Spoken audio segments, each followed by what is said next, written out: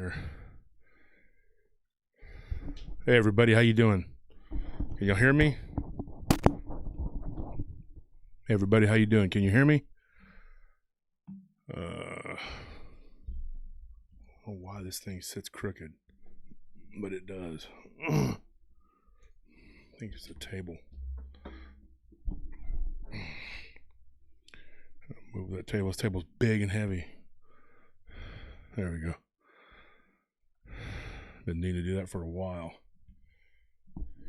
Oh, how's everybody doing tonight? Christmas time, very hectic, very hectic. Today's the 14th, December 14th, which means you don't have many shopping days left. That you have like tomorrow, 1, 2, 3, 4, 5, 6, 7, 8. Now you got about 9 shopping days left. Because Christmas Eve, everything's closed on Christmas Eve. And now, with this virus, everything's closed at 8 o'clock. Because 8 o'clock is a magic number. Somehow 8 o'clock keeps you safe. 8 o'clock can perform miracles. Apparently 8 o'clock is like, that's what's up, man. If you can survive, after, if you can get indoors before 8, you'll live. Let's put it that way. If you don't, oh my God, have mercy on your soul.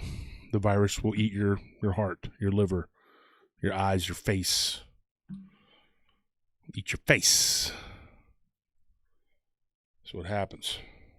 Because you didn't get indoors by 8 o'clock like you were supposed to.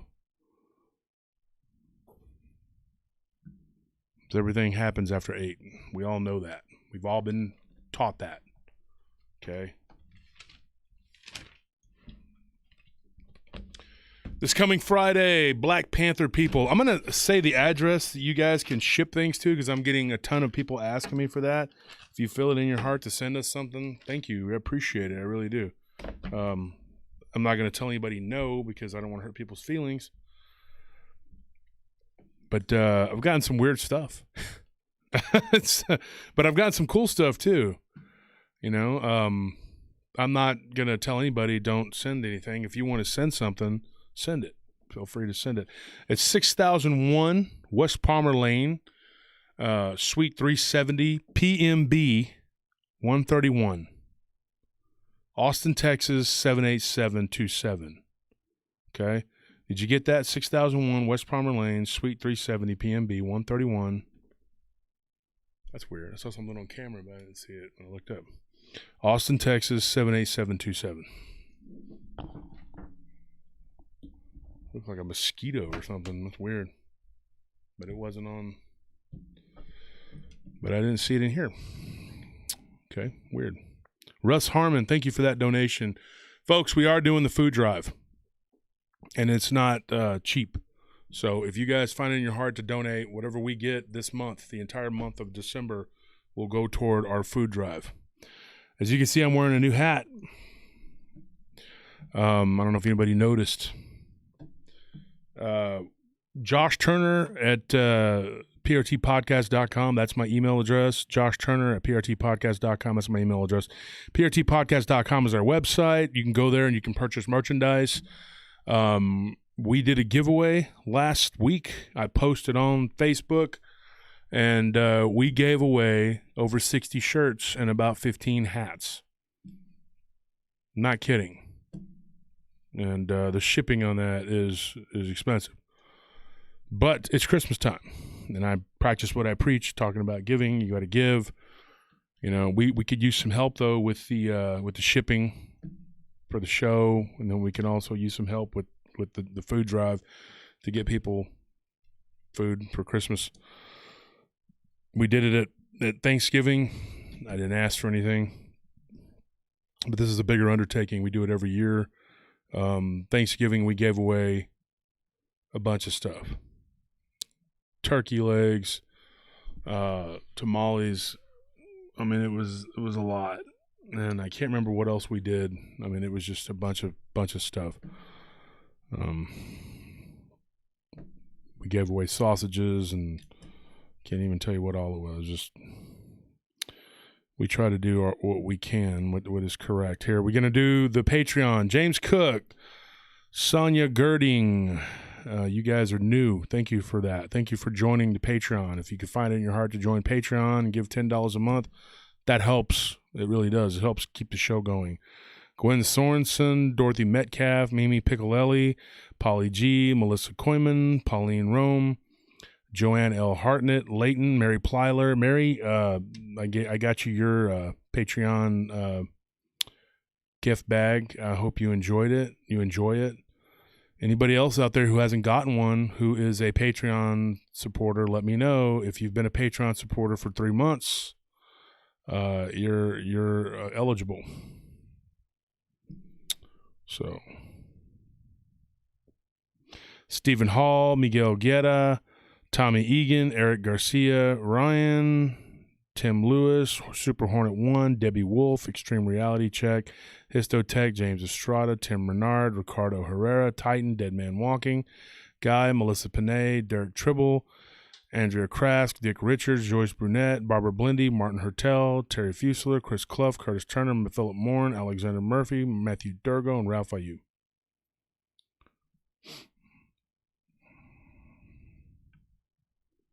And I appreciate anybody and everybody who has been so kind.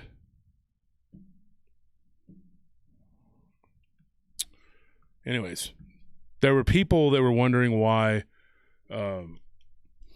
certain people got different items, whatever. Some people, when I ran out of shirts, I began to give away hats to those who wanted a shirt.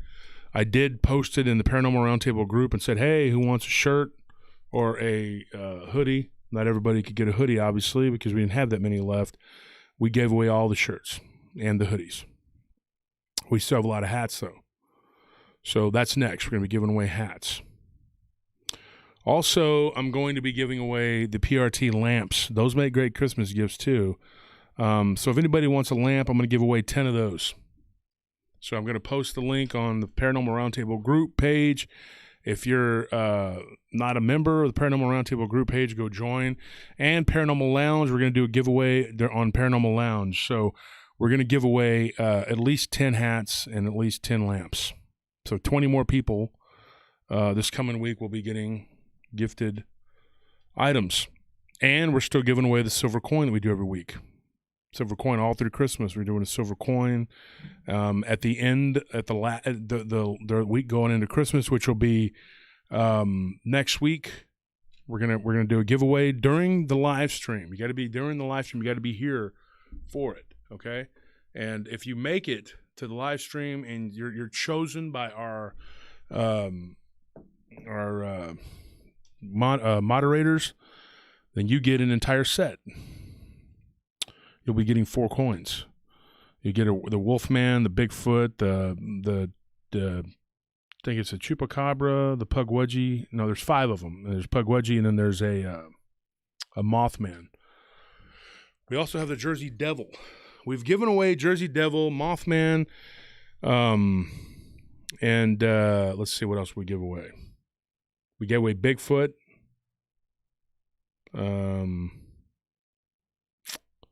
I believe. If anybody could tell me, I think we gave away a Bigfoot. I'll give away 2 this week. How about that? All right. We gave away Jersey Devil, and we gave away the werewolf. I think the first week was the werewolf. So this week will be Jersey Devil, and or last week we gave away.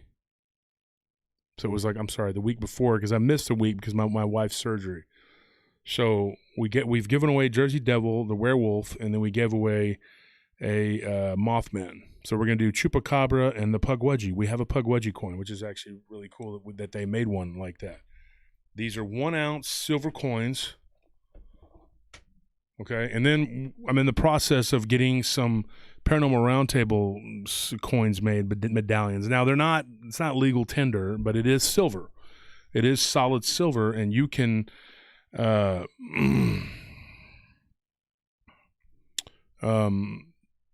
them, they're worth money. It's worth, 1 ounce of silver. So we're going to get one with the PRT logos. We're going to get those, and we're going to give away a batch of them. We'll see how they do. And then if you want to purchase those, we can purchase them. You can have you purchase them. But those are going to have both logos. This one here, if you can see what this logo looks like. And then we're going to have the other logo, which is the original logo. That's this logo right here. See? Now this logo right here, that's the original. Now you can order that logo on the store, not in a hat yet. We haven't decided. We need to go with a distributor for the hat. And we haven't decided which one we want yet, whether it's New Era or what we're going to do. We're trying different prototypes. And this color, this one here is silver. That's actually silver. Silver and black. It's Las Vegas Raiders colors. I'm not a huge Raiders fan, but, you know, hate them. And then I put PRT right here on the back of it. We got some things to talk about tonight too, guys. We're going to get into some Dogman stuff tonight too. It's going to be. And now here's what we got. We got this. You can see that. These are the beanies. And then we have one with the old, the original style logo. Now I'm going to show you something else. These are the low bill hats. The low pro. The low profile, as they call it. Okay? Kind of the floppy. It's called the 47. That's what these are. It's the company, 47. Now we have, this is the female. We gave away a bunch of these. These are pink. We don't have very many of these left. So if you want a pink hat, you better speak up. They're about to be gone. These are the ones with the dark orange with the Halloween color. And we're starting to run out of those. We still have some of these with the yellow logo with the original. They're a higher bill. They're made more for guys. Guys tend to like those. And then we have these, the trucker hat. These have the snapback with the fish netting. And we have that right there. What do y'all think of that? You like that? Then we have this one. I thought this one was really cool. And we did it with the camouflage bill. It's a snapback. And then we have a completely camouflaged hat that says Low Pro. Same thing. It's a 47. The other one's a New Era. This one, it's got the adjustable pull. And it's got the orange logo on a camouflage. We'll see how it looks on Josh Turner. See how this looks. You can see my hair. I've been wearing a hat all day. I have no time, folks. I don't have time to get a haircut. What do you think of that? Even on my big old head. What do you think?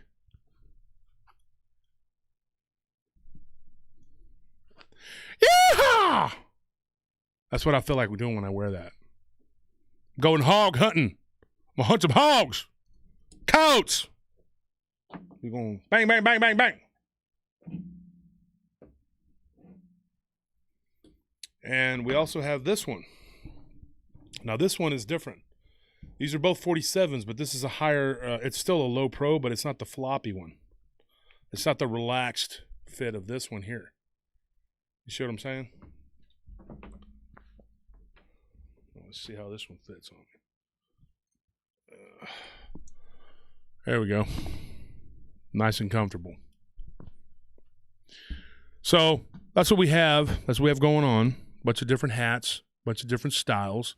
As everybody knows, we do a lot of giveaways, and right now we're giving them away. At the end of the year, when the new products come in, we're going to be selling them at a discount only for the ones that we have in stock, what we have left in stock, which is nothing when it comes to shirts and hoodies. It's all gone. But if you want a hat after the first of the year, I'm going to be selling them for literally two-thirds of what I paid for them. Just because, to me, it's an investment, and you guys wearing them is a walking advertisement. And I want to give them away to you guys that are listeners of the show. So giving them away, but after Christmas, then we're going to try and sell the rest of them, and then we'll do it all over again.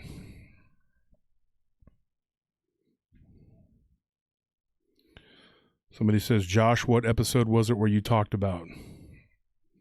Well, I can't tell you. The guy on the bike being chased by a Dogman. Which one? Which time? As soon as the chat room, tell your friends and whoever to get in here. As soon as we got about 200 people, I'm going to talk about some Dogman stories, actually, and tell you something kind of weird that happened. As you guys know, pray for the people in Kentucky. If you don't know, in Tennessee, Western Kentucky was hit by tornadoes. Literally, Barton and Letitia Nunley, like literally down the street from their house, they got fortunate. Sugar Britches, thank you for your donation, Tim. Appreciate that. Jenny Brown, thank you for the donations. I appreciate everyone that's donating. Those are absolutely going to help for the food. We appreciate that. For people that don't get, food like everybody else. So anyways, here's the thing. Barton and Letitia Nunley, their neighborhood was wiped out. They were spared, like miraculously. I mean, there was like 100 people that died in that area. Okay. So we have, Amy, thank you for that donation. It was miraculous. I mean, like a bunch of people went missing, and they're still trying to figure out how many people have died. I think it's at least 100 people, so that's what's going on with that.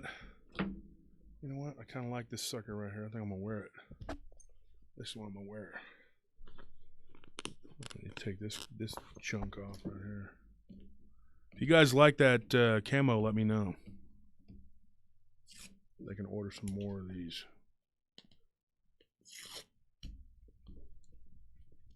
But this one's going to be mine. My germs. I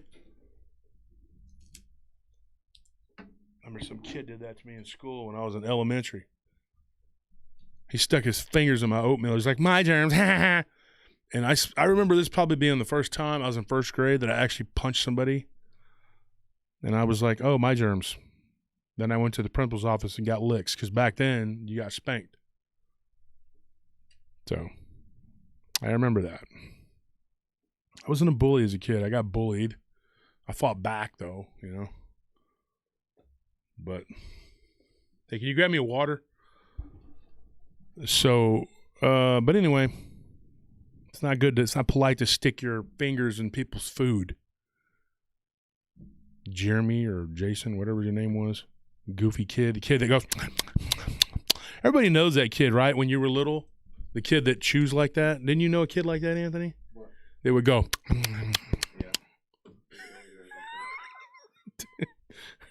Oh. Yeah, everybody knew a kid like that. Thank you for that donation, Pink Dahlia. Appreciate it. I knew kids that were just really annoying. Then they would always run and tell their mom and dad that you started it after they kicked you in the stomach or something. I was never I was very average as a kid. Other than my intelligence, I was smart, but I was physical. I was scrawny, dude. I was scrawny and skinny and sickly, and then I was fat. So, yeah, it was great. It was awesome. And then I got into high school and lost a bunch of weight and was thin, but just real muscular. Then I got fat again. Then I lost weight. But I think everybody knows that kid, the annoying kid that picks on everybody. There was a bunch of them growing up. I had a bunch of bullies. I feel bad for kids who get bullied. It's not right. But yeah, and having to switch schools periodically, which is another problem. Then you get messed with because of that, because you're the new kid, so you got to fight people. Got to prove that you're not a punk. So we're up to 159 people now. We're moving along here. What I wanted to talk about was we're going to start off with something weird that happened to Letitia Nunley. Her and Barton are under the weather right now. They don't have COVID. They got tested, but they are ill. They're sick. Now, my business partner's got it, and he got tested. He don't have COVID. Guy I work out with, he's sick. He came in the other day and finally got over it, and I was like, don't get too close. but it's not COVID. I don't know what it is, but it's going around and it's nasty. It's like a sinus infection. It lingers, but it doesn't take 3 weeks to get over it, but it's hitting a lot of different people. I've talked to a lot of people recently who've told me that they got it. They got tested and they don't have COVID. Pray for my buddy Jack. He does have COVID and he's fighting it. My little nephew Adrian and Anthony's dad have COVID right now. So they're all fighting it, and they're doing okay. They're doing good. We got them on some supplement regimen, and they're doing good. There's a lot of stuff that I take that help me get over it. People have been messaging me also about my workout routine. If I haven't been able to get back with you about that, I will. Trust me, I'm going to do it. I'm going to show you. I am doing right now an exercise routine on my upper body, which is a 24 exercise, and I do 800 reps on my legs. Which is a lot for most people, but if you knew how much I do to my upper body, it's like 2,600 reps. Yeah, but the 800 is really hard because you do 6 sets of 20 with anywhere from 225. I think it's 225 to 315. Typically 315 squat, and I do 6 sets of 20 on my squats. Now, I'm not telling you to go out and do that. A lot of people try to do that, and their legs are going to fall off. But that's what I do. And then I do about 480 on the sled, and I do 6 sets of 20 on that. I do 6 sets of 20 on the leg extensions. I think I do about 275 on that. And then I do backward squats on the hack squats, which hits your glutes and your hamstrings. And then I do 200 reps on calves. Then I do leg curls, 6 sets of 20. And I do 260 on that. So I do quite a bit of weight, and that's legs. Upper body is just a whole nother animal. I don't do the chest, shoulders, and tries thing, and then do the back and buys the next day. I don't do that.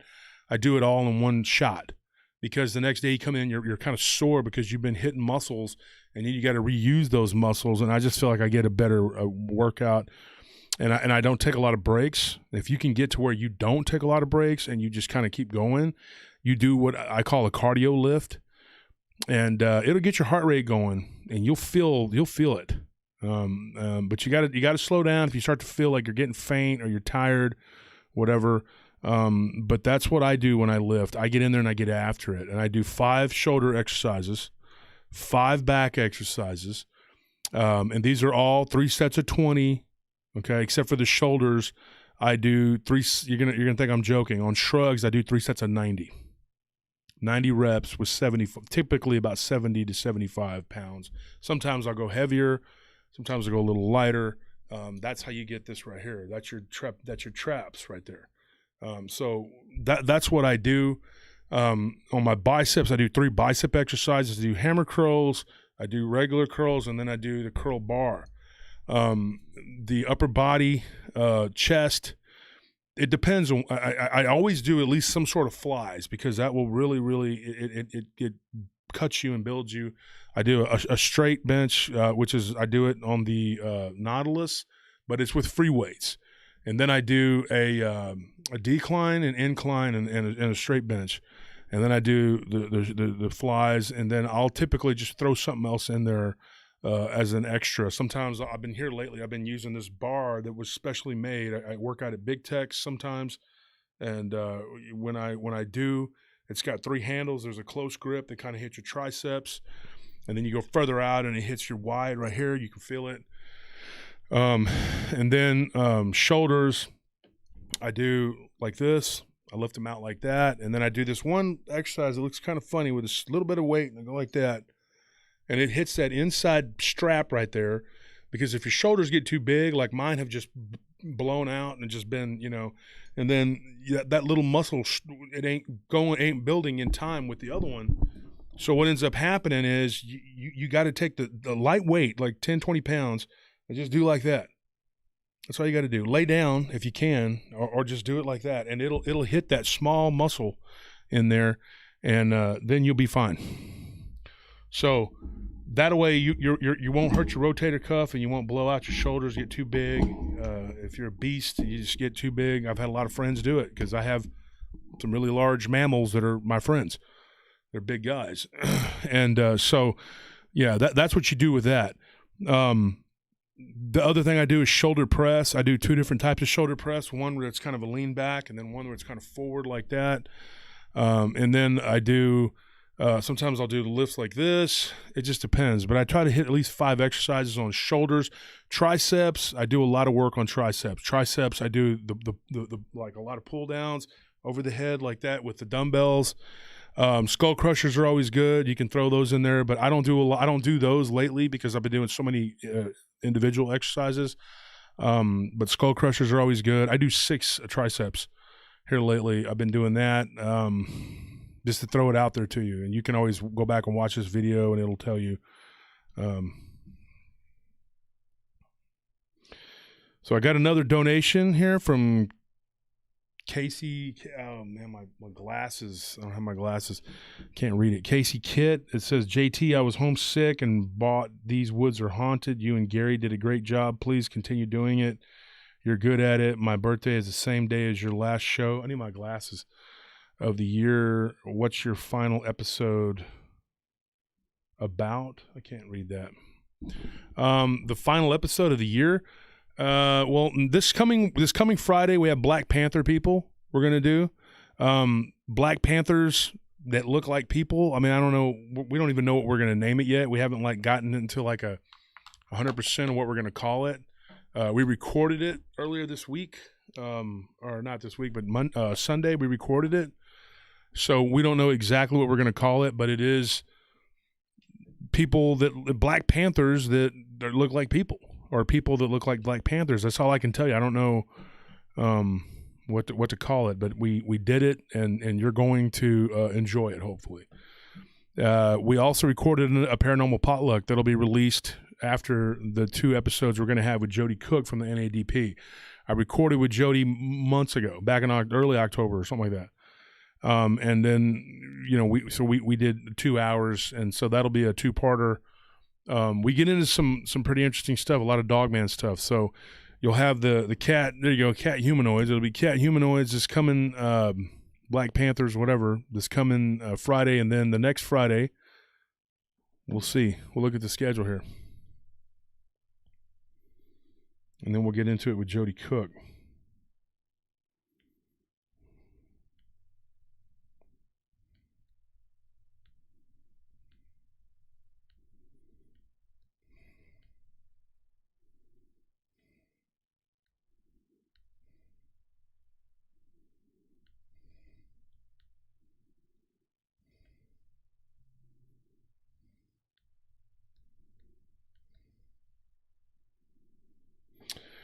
So we'll look at the calendar.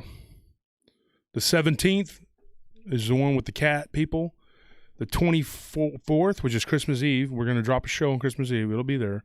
That's the first one with Jody Cook and Dogman Encounters. We talk about Dogman Encounters with Jody Cook. And then New Year's Eve, we'll drop another one. So those will be dropped, even though it's going to be holidays. So what I wanted to talk about, though, tonight is going to be some Dogman stuff. But we had 200 people. There we go. We got 203. Here we go. All right. Anyways, the workout stuff, sorry for people that aren't into that. A lot of people have hit me up about it. Like literally a dozen people have asked me about it. That's what I do. I do a lot of pull downs with the different grips on triceps. And so just, yeah. And then there's a machine where you sit and you just go like that. That's another one I do. Back is pull downs. I do this one where you pull forward. I can show you, if you really are interested, hit me up. And next time I go to the gym, I'll send you an actual video showing you what to do. All right. So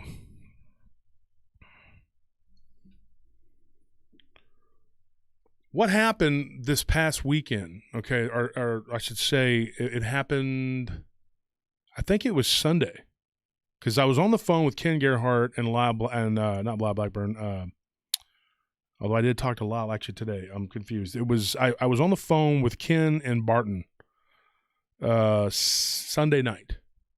I remember because the godforsaken Packers were playing, and Ken's like, "Oh, I gotta watch the Packers." And apparently Barton, that's like his second favorite team. So they got some problems, man. I'm serious. Pray for Holly M, thank you for that donation. Says, thank you for the show. I know this isn't much, but want to pay it forward. Love the PRT family and what y'all are doing for this community. Thank God for all of you. Holly, thank God for you. And thank God for that's $50. It's $49.9. It's a $50 donation. Thank you. That's something. I don't know why you're saying that's nothing. That helps. All this money is going directly toward helping people this Christmas. That's what's going to do. And like I said, we already gave away 60 shirts.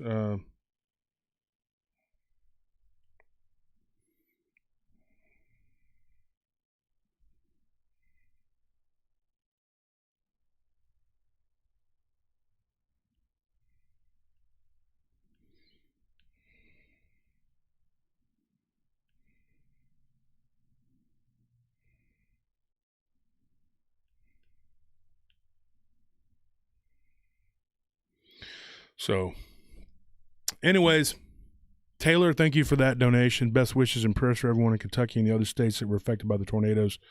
I'm sure that I will be helping at some point with that. I know Barton will be. Barton's sick right now, though. Like I said, him and his wife are laid up, so just pray for them that they get better. Letitia has agreed next week to be on the show. I'm going to call her up, and I'm going to let her describe to you what she saw, okay? What I was going to tell you tonight was she saw something, and next week she can give it to you in her own words, but I was going to get a jump on it. Okay? She saw something that looked like a wolf-type creature, but it was spotted. Didn't get a great look at the head of it from what Barton was telling me and Ken, but it looked like it was the size of a bear. And it happened right after the tornado that went through Kentucky. And so I think that when something happens like an earthquake or a tornado or a hurricane, and I'll tell you about this too, a buddy of mine went down to Port Aransas when a friend of ours that lives down there had some stuff happen in Corpus when the hurricane hit in 2017, and he slept on the beach down in Padre Island. When he was down there on the beach, something came out of the water and snatched a dog, literally in front of him, like out of the back of someone's truck. That happened in 2017, in late August or early September, whatever it was right after the hurricane hit and stirred up all kinds of mess. It's an area that is known for the cadejo. The cadejo is a black dog, okay? What's weird is I have actually talked to some of the locals there that live in that area. There was a guy who was out there fishing one night, and I talked to this guy, and he said, this was years ago, but he told me that there is a creature that looks like a black dog that comes out of the water, doesn't have a tail, okay? But it almost looks like a cross between a dog and a reptile. The legs are long, like tall, like a canine's. It's and the body shaped like a canine. But it's a reptilian type creature. It doesn't have a tail, or if it does, it's very small. And when it goes back into the water, it literally morphs into a triangular shaped headed creature. And now he told me, like, imagine a hammer. He said he saw this when he was a kid. Okay, this guy was fishing, and I was out there and I was talking to several people trying to get like a grasp on what it was that they were seeing. One guy said, "Hey, my tío has seen this." Tío means uncle in Spanish. He said, "I'll he's coming out here to fish. I'll get you when he comes out here." This was years ago. He came out there, and I got a description of a creature, which I still is to me as like a one-off. But I had a friend that saw something come out of the water at night around midnight, and literally grabbed a person's dog and ran back into the water. What this guy saw, he said when he was 17 years old. Now, when he told me this, he was 47, so it was literally 30 years, that he had seen it. Now, when he told me this, I'm talking this was like several years ago. So this happened a long time ago. But he said he was out there fishing with his uncle and his dad, and they literally encountered this black shark-like creature. Now, I asked him, I said, describe it. They were on the pier. They were fishing on the pier right there in Port Aransas. Okay, this happened here in Port Aransas, Texas, right outside of Corpus. It's about 18 miles from Corpus. And then right down from there is Mustang Island and then it veers off, and then it becomes Padre Island. And I'm not talking about South Padre Island. That's 6 hours away from here. That's literally about a 2.5 more hour drive down south. And there's a huge long beach, goes all the way down. Texas is a lot of beach. But what happened was they saw this black shark-looking creature pop up, and it was dusk, and it started attacking the other people's fish. They were trying to reel in. This guy was trying to reel a fish in and attacked it. And he hooked it for a minute, and it just ripped the pole right out of the guy's hand. It was like supernatural. It wasn't a normal creature, but he said it wasn't overly large. It was about 8 feet. That's pretty big. That's longer than I am, but it wasn't like a great white. Maybe the size of a bull shark. But here's the thing. It was black, completely black, and its head was a triangle. And the eyes, the way he described it was a triangle right here, and the eyes were up here. Like if a hammerhead shark was like this, and there were eyes on the end of it, you know how the eyes are? This thing was like that, but the eyes were out kind of on the ends. Now, I wanted to get Ken on here to talk to him about this, if he has any idea, if there's anything in the prehistory that we know of. Now, Scott Martis would have been my guy to go to. And God rest his soul, he passed away back in the summer, not from COVID. He had an infection in his leg, but he died. I named my cat after him because Scott was a cat lover. But if I could get him on, he would tell me right away if there was something, like he would have been the guy to go to for that. And unfortunately, we don't have him to ask. Ozark Jaeger says, thank you for all the stories that you share with us.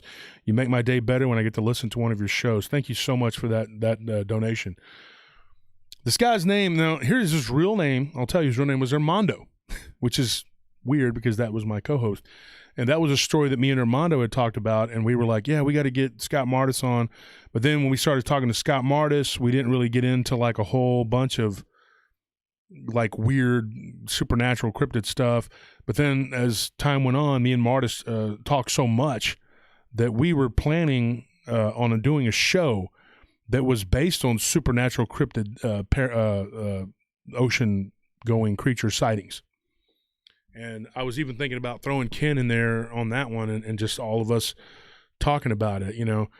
Funny thing is, if people don't know, Scott was coming around to the belief that there were more things than just flesh and blood.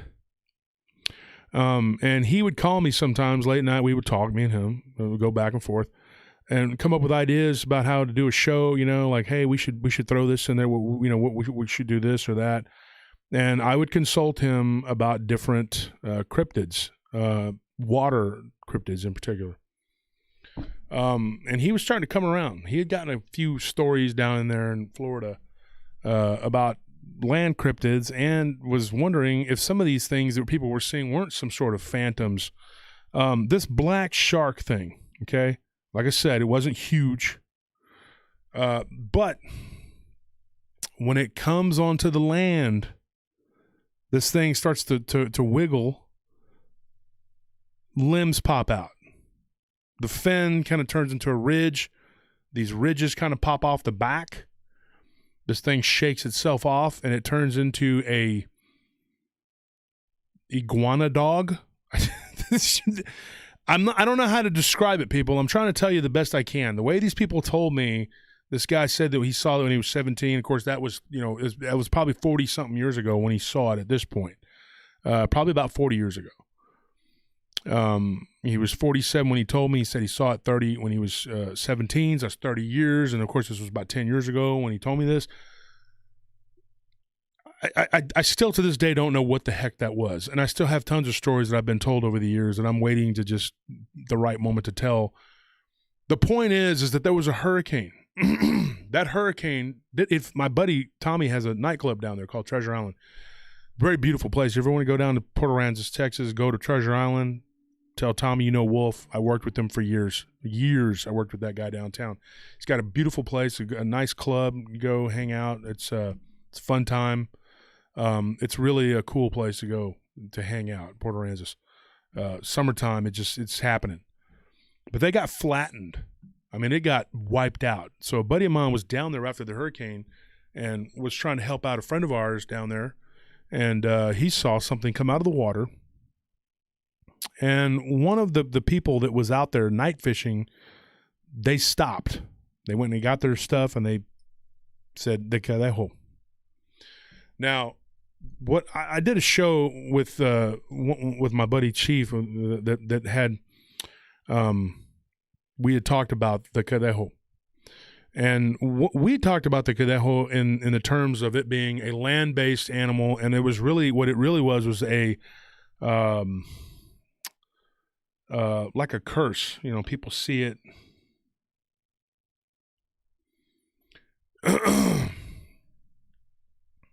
Hold on one second.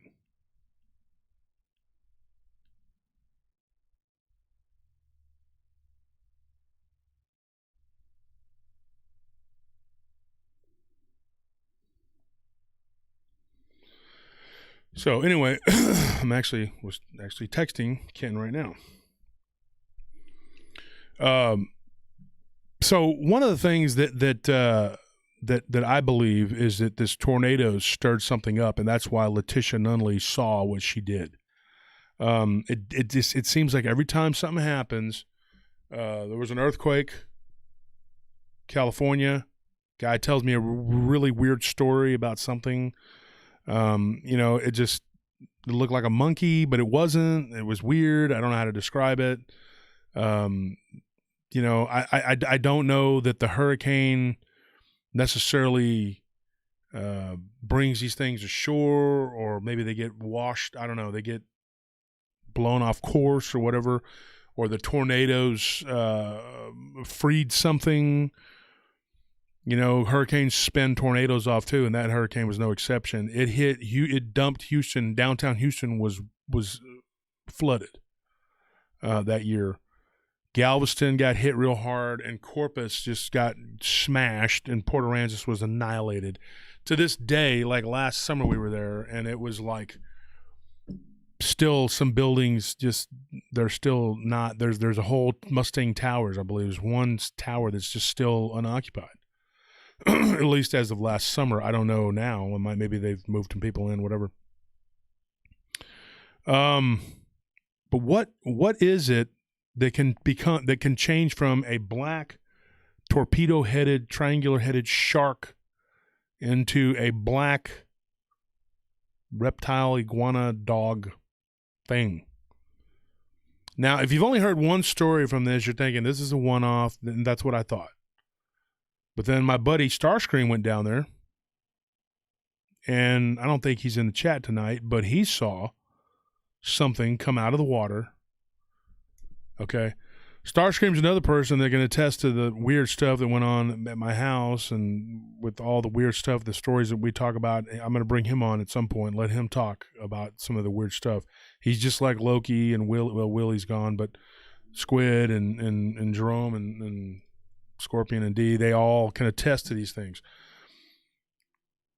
I don't know what Starscream saw, but he saw something do something similar. He didn't see what it looked like in the water, but it came out of the water, and it was reptilian looking, and it ran out of the water on all four legs and then ran back into the water. Wasn't an alligator, didn't have a tail like an alligator. Wasn't crocodilian. Same thing this guy said. This was not, they called it the Cadejo.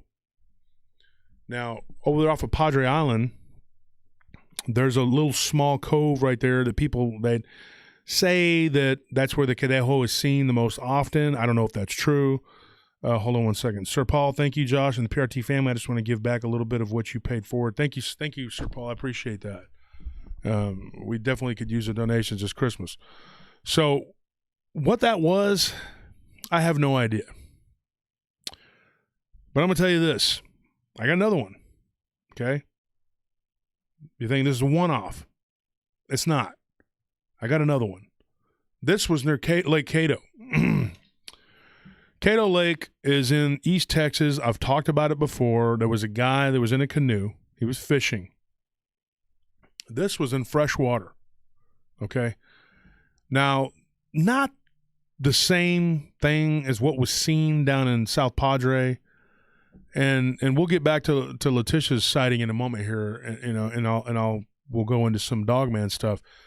But this is a canid type creature that came up to the edge of the water, was moving around and kind of,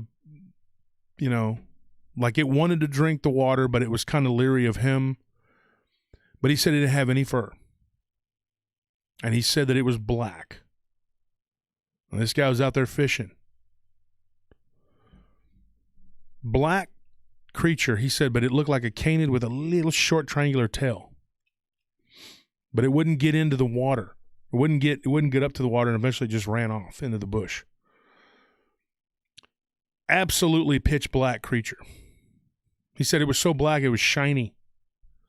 And it was canid. He said it was definitely canid, but he goes that the face, the muzzle, he goes, it kind of had like a weird beak looking thing, almost like it came down into a beak.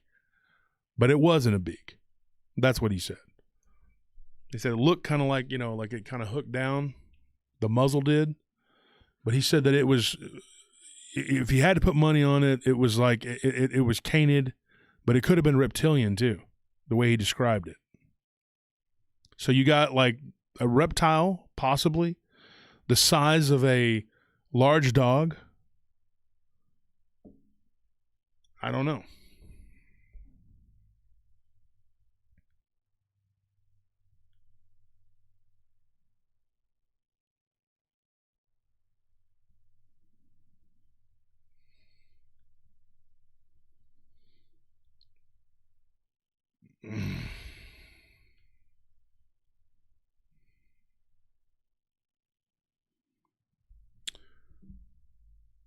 So you got to wonder what that is. Chris Clough, thank you for that donation. I appreciate it. Chris, thank you for everything you do in the Wolf fan page, PRT fan page. I appreciate it. Chris is constantly making memes. He's really good at it too. Him and Curtis Turner and Phil Stern. I'll tell you what, those guys. They have made so many memes of me and Barton and Nick and everybody else. So one of the things that I wanted to know, has anybody out there in the audience seen anything like this? Now, if you're listening to this right now, tell me right now in the live chat. If not, then you're watching this and you're on repeat. You're watching it as a after the fact. You can always hit me up through my messenger. You can always hit me up through messenger, or you can email me, because I want to know. And I'll tell you why. Okay. Ryan Tremblay and me are going to be doing a water cryptids, water humanoids. It's going to probably be a two-parter, and we're going to talk about these water cryptids. What are these creatures? What was it that Starscream saw? I'm going to get him on the show. Let him tell you. Ken Gerhardt will come on. I'll get him on here. I'll pester him until he comes on. He'll talk about this. I wish Scott Martis was still alive. He could talk about it. Why did these things seem to be conjured up or something during hurricanes? I see Dark Waters on there. Dark, what's up, Dark? You want to come on? You want to talk? You can tell us what you may have seen after the hurricanes in New Orleans. Because I know that there were a lot of weird things that were seen in New Orleans, and I got stories about that too. He'd be the guy to ask. So the question I have right now is, what did Letitia Nunley see? Barton's wife. Spotted, looked like a hyena, but didn't get a good look at the head, size of a bear. You got to wonder what that is. I think that I should tell you a story that I got out of Scottsdale, Arizona. One of the things that I was going to talk about tonight was Ryan Tremblay had an encounter with something that was spotted like that. I got one encounter here in Central Texas that I can turn to. A buddy of mine that owned a gun shop here in Central Texas He is now, ironically enough, since retired to Port Aransas. But he saw something that looked like a spotted wolf-type canid on 2 legs. It popped up. He saw it when he was driving with a friend of his, who was also a friend of mine. What was it that they saw? You get people that see a wolf-type creature that comes out of the water that morphs from a shark-type entity into a canine-type entity. You get people that see a hyena-looking cryptid that's got black spots, brown body, or black body, brown spots.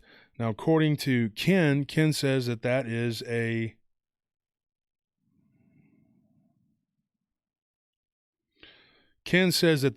a jungle adaptation. So there wouldn't be a reason for that to be in Western Kentucky.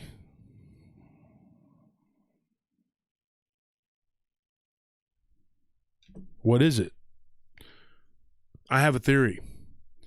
It's about the cave systems, dude. There's a huge cave system, a network of cave systems in that area. It stretches Tennessee, Virginia, it's Kentucky. It takes up the entire state of Kentucky. So the land between the lakes sits on top of a giant cave system. Monica, thank you for that donation. I appreciate it. When you're looking at this map, you start to see people go missing in that area too. Now, what was it? I can't say 100%, but I can get Ryan on here and I can ask him to go over his encounter. So let's do that real quick.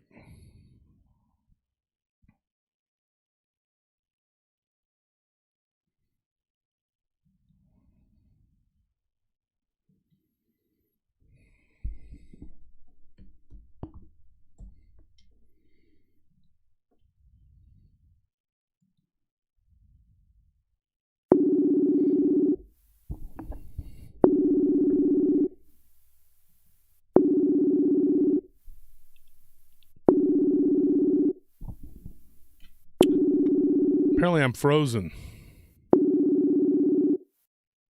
Josh. Hey, can you hear me? I can hear you. Okay, good. I am frozen in time over here, apparently. Yeah, I'm just sitting there with this weird look. Hey, Anthony, we're frozen here. I don't know what's going on. If everybody, can y'all hear me? Because it doesn't matter whether you see me moving around or not. It's just if you can hear me. Oh, yeah, you are frozen. What happened there?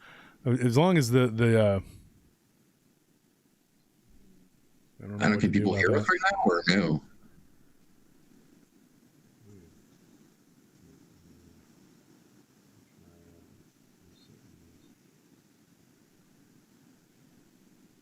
What's going on, Anthony? Same old. Just trying to get my face to move. That Botox, man. The Botox didn't work like I thought it would. So Ryan, the reason I got you on here, because I mean, people don't need to be able to see me to be able to hear what I'm saying. Right. You know, as you know, Letitia Barton had posted about what Letitia had seen. And if anybody doesn't know who Barton Nunley is, he's an author. He wrote a really great book about cryptids and humanoids. He wrote Mysterious Kentucky. He's been on the show multiple times. But his wife saw something that looked like I guess I'm back. Okay, here we go. So thank you for that. My tech guy over here. His wife saw something that looked like a spotted canid type creature the size of a bear. Yeah, I was reading about that. That was really interesting. So you having actually had, and you've been on my show and we've actually talked about it. You were actually on the show with me and Ken where we talked about prehistoric creatures, and then you were also on the show about the hyena cryptids. And I'm surprised because somebody told me the other day, they were like, I'm your biggest fan. I've watched all your shows. Do you have anything about hyena cryptids? And I'm like, I actually literally have done an entire show about that. I saw that post. I was laughing at that. I was like, and no offense to them, but I mean, I don't really believe you've watched all my episodes if you didn't know that.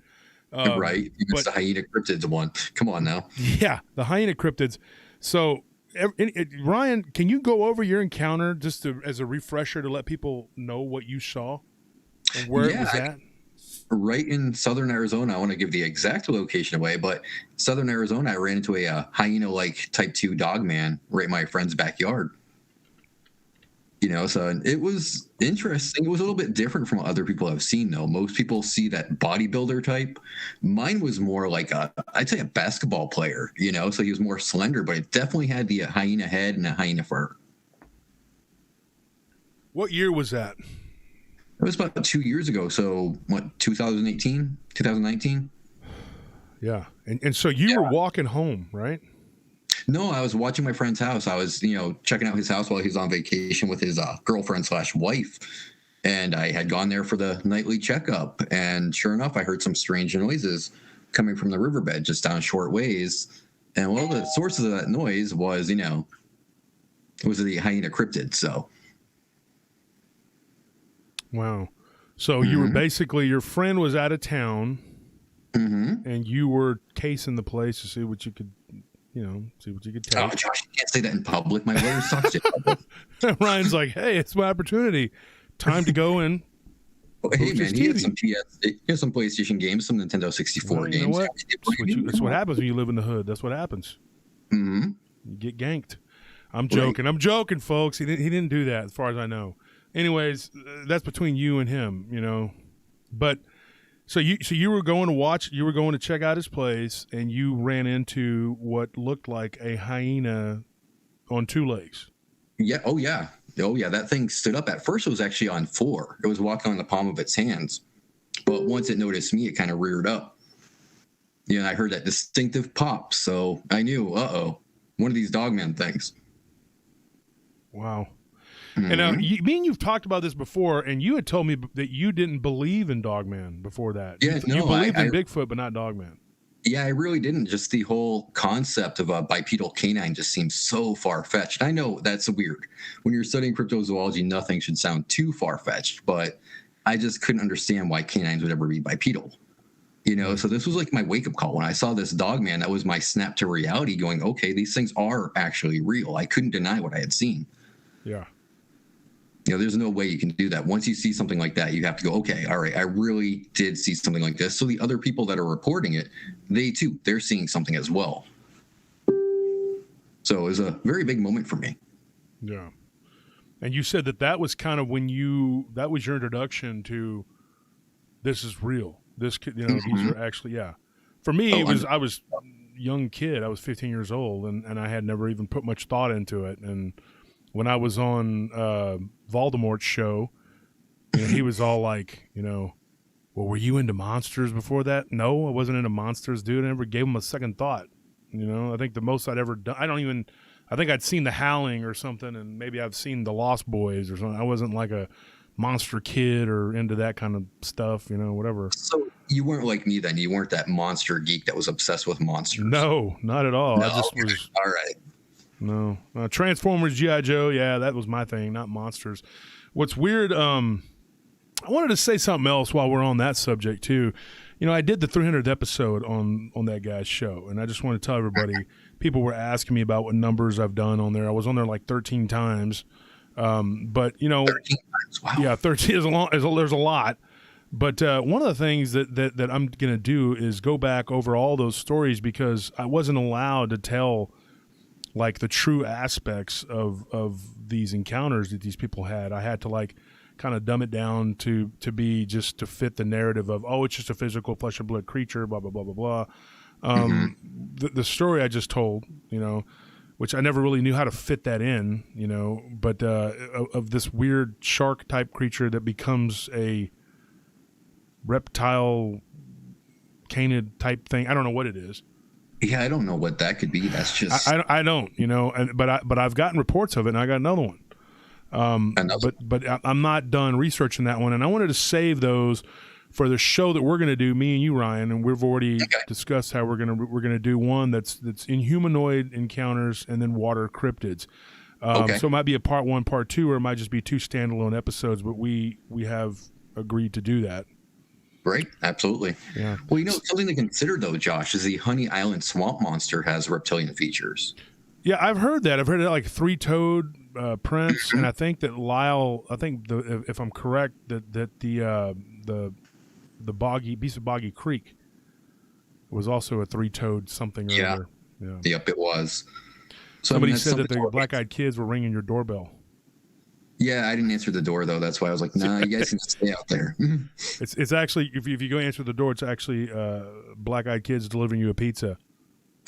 Courtesy of David Weatherly. David, folks, please, David, me talked the other day. David is like sick of being called the black-eyed kids guy. It's like, yeah, I'm not the black-eyed kids guy. I've got all these books I've written, and he's right. And I'm almost done. I'm getting the Carolinas, and then David's going to come on the show. And we're going to talk about the books from the Carolinas because he sent me those 2 in particular to read.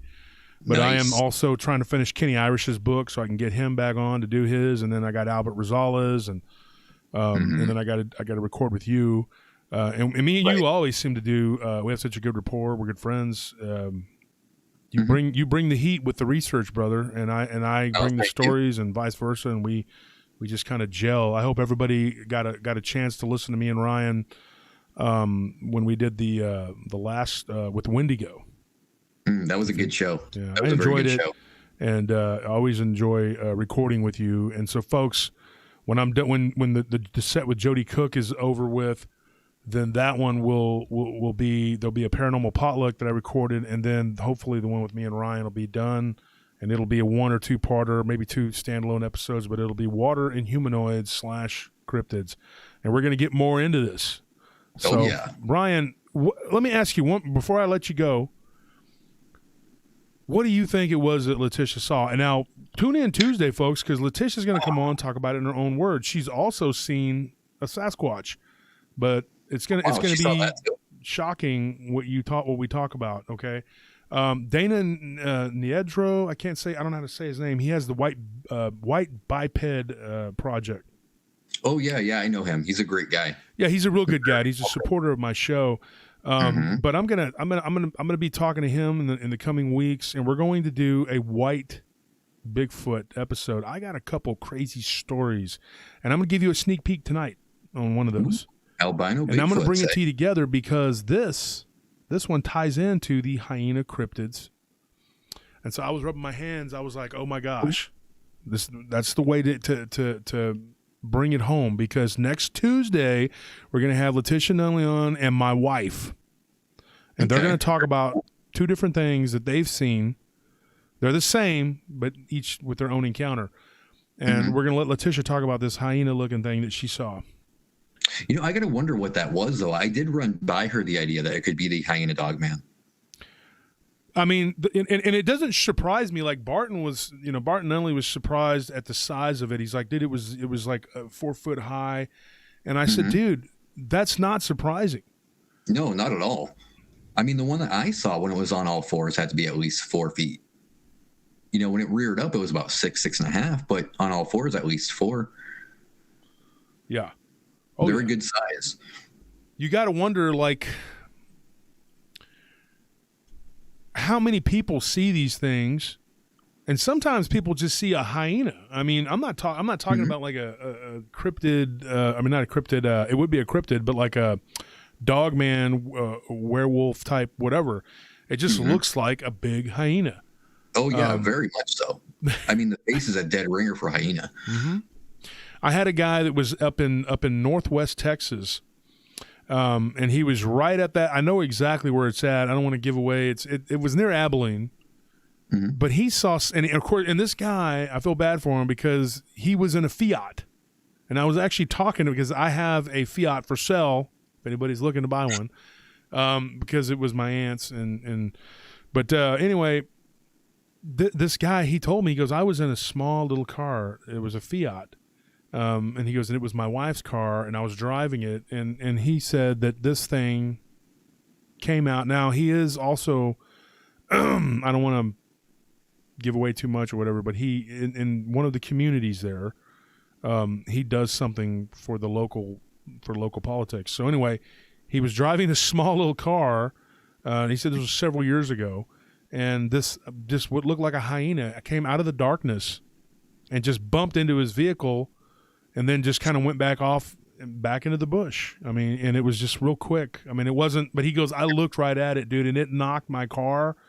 Like, I ended up spinning. He goes, dude, and there was nobody on the road, thank goodness. It was like 2 or 3 in the morning. It's really interesting, Josh. If you look at all these encounters with the hyena types, they're always so brief. Yeah. For some reason, the hyena ones just kind of show up and disappear really quickly. It makes you wonder why, if there's something behind that. I don't know what's going on in the chat room here. Spell the name correct if you plan on talking crap about religious sects. It's okay. Nobody's going to be talking about race, religion, or politics in my chat. Moderators, I don't know what's going on here. What is this? I can look back once I get off, Josh. I can look back there. What's going on?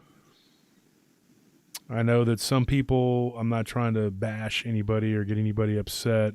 I got my own opinion about a lot of these certain religious sects. I don't, but we're not going to talk crap about people's religions or whatever. Everybody's allowed to believe what they want. I don't think it was meant to be an insult, though.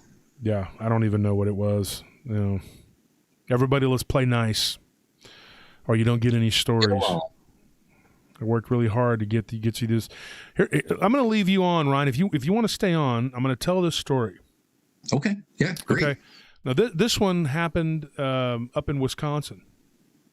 Now, I don't know of any right off the top of my head. I'd have to go back in my archives, look at my notes, and try to pour through all this. But this one was up in Wisconsin. It was in southern Wisconsin, and this person was a little girl when this happened. She's not a little girl anymore. She was 8, 9 years old, and her family. First, this is what's weird. They lived in Minnesota, okay, right outside of St. Paul. And the first time she encountered this being was when she was in Minnesota, but she's certain that it was the same being that followed her to Wisconsin when they moved. And it looked like, this is, like I said, a sneak peek of what we're going to be talking about when we do the White Bigfoot show. Mm-hmm. She claims that this creature that looked like a white Bigfoot with blue eyes would come up to her window, and that one summer it walked up, and she said it was huge. It was gigantic. She says, looking back on it, had to be 8, 9 feet tall. Why? She wasn't terrified. I don't know. She said it was something about the eyes. It just looked nice. The blue eyes. Yeah, blue eyes. That's not uncommon, according to a couple of people that have done the research on this. And like I said, we'll be talking about this next week. We'll be doing a show, and we'll be talking about it. She said that she began to feed it. Ooh, big mistake. Just like scraps. She would put it outside, and it never got aggressive. It never did anything. And it came at night, and it would eat. And she said that it did kind of scare her the first time she saw it eat a couple times. And it was like, I am not a person that believes you should habituate these creatures in any way. Yeah, no, I would definitely agree with that. Yeah, I wouldn't even give a stray dog scraps. You shouldn't give anything scraps. But this woman claims that's what she did.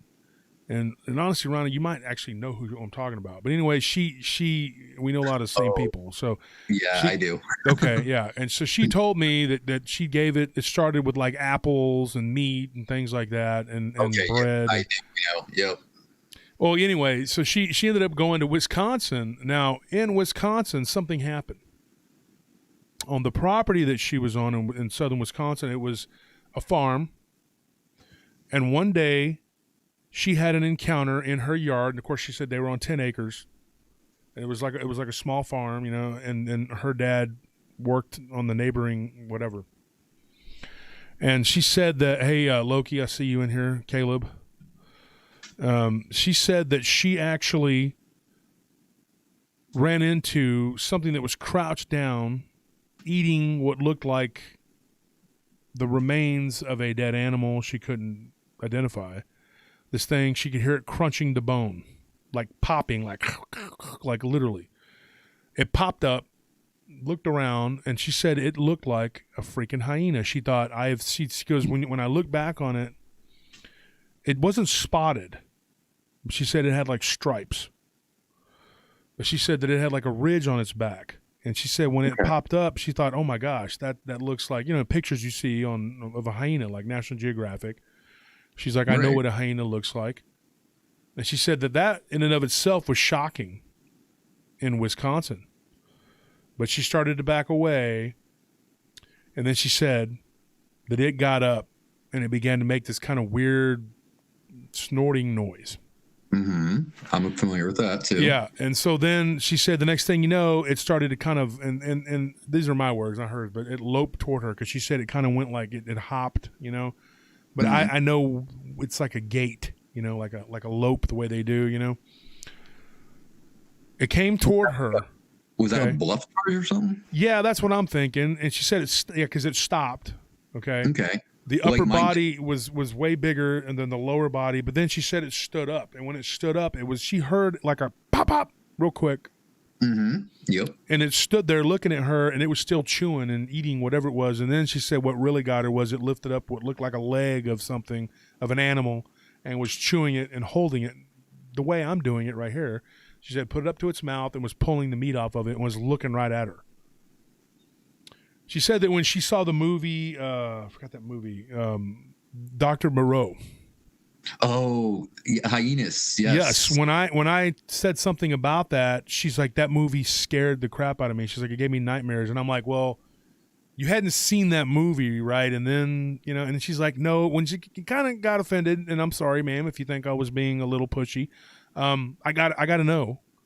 Voltron 76, not much, but something is better than nothing. Oh, come on now, guys.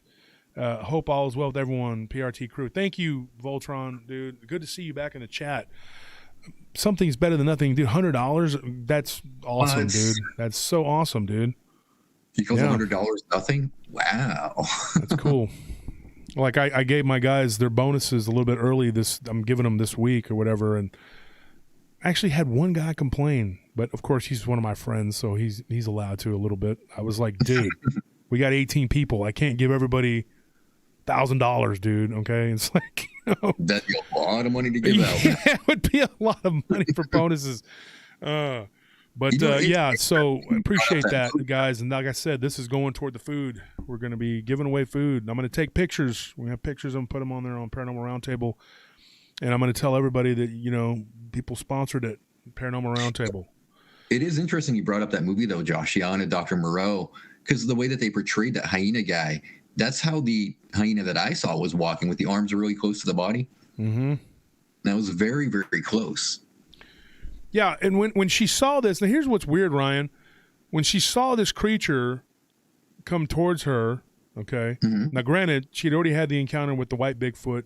She knew that these creatures were real, that they actually existed. It wasn't, some crazy BS or whatever. I wonder how this looks on me. How's that look? Like a thug? But she knew that there was something evil about it. And I asked her, I said, how did you know there was something evil about it? She said it gave off its presence was evil. Like it was not a good thing. She believed that it was flesh and blood. And she believed that it was like evil, Like a manifestation of sorts, perhaps, or... Well, and I told her, I said, if you think it was evil, it had to have done something to make you think that. She said, I knew it was evil from the first time I saw it. She said, but later on, it got real aggressive. And I was like, what do you mean? She said, well, I ran back to the house. It didn't give chase. It was interested in what it was eating, and it wanted me to go away. Mm-hmm. She's like, I told my dad at the dinner table, I told my dad about it. Her dad didn't balk at it when she said that. She was expecting more of a backlash of somebody going, hey, there's something, crazy with my daughter, whatever, and him overreacting and getting onto her. He didn't do that. Hold on one second. Okay. I don't know what's going on in the chat room here, guys. No, we got a fight popping off again? I don't know what's going on here. Come on, guys.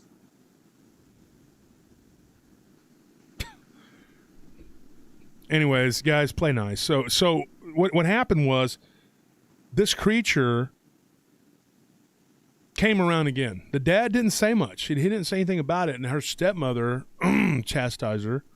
But then later on that night, she heard the dad telling the stepmom, please leave her alone. Mm-hmm. Which she did pretty often, was defend her because the stepmom and her didn't get along. But apparently there was an issue because later on she asked the dad, they were in the barn, and he said, don't ever go out of onto the property alone ever again. And he said, I believe you. And she's like, have you seen it? He goes, I believe you. We're going to leave it at that. So apparently he had seen it, but I don't know if he didn't want to confirm it because he didn't want to scare her. I don't know the whole story. I can't tell you. It sounds more like he was just afraid to admit it because it would make it real if he admitted it to himself and somebody else. That's what it sounds like to me. Yeah, I think what it was is this whole if I admit it, then it's real. But there's still so if you don't admit it, then it's not completely 100% real. Yeah, if you deny it, it's just imagination. Mm-hmm. And I think that's what was going on. So what ended up happening was this thing came up to her window at night. Now, there wasn't a bunch of encounters. It was just one night she heard crunching outside the window. She looked, she kind of peeked out the window sideways, and she saw it. I'm curious, was there ever like an odor in the air when she was around? Well, here's what I was going to tell you.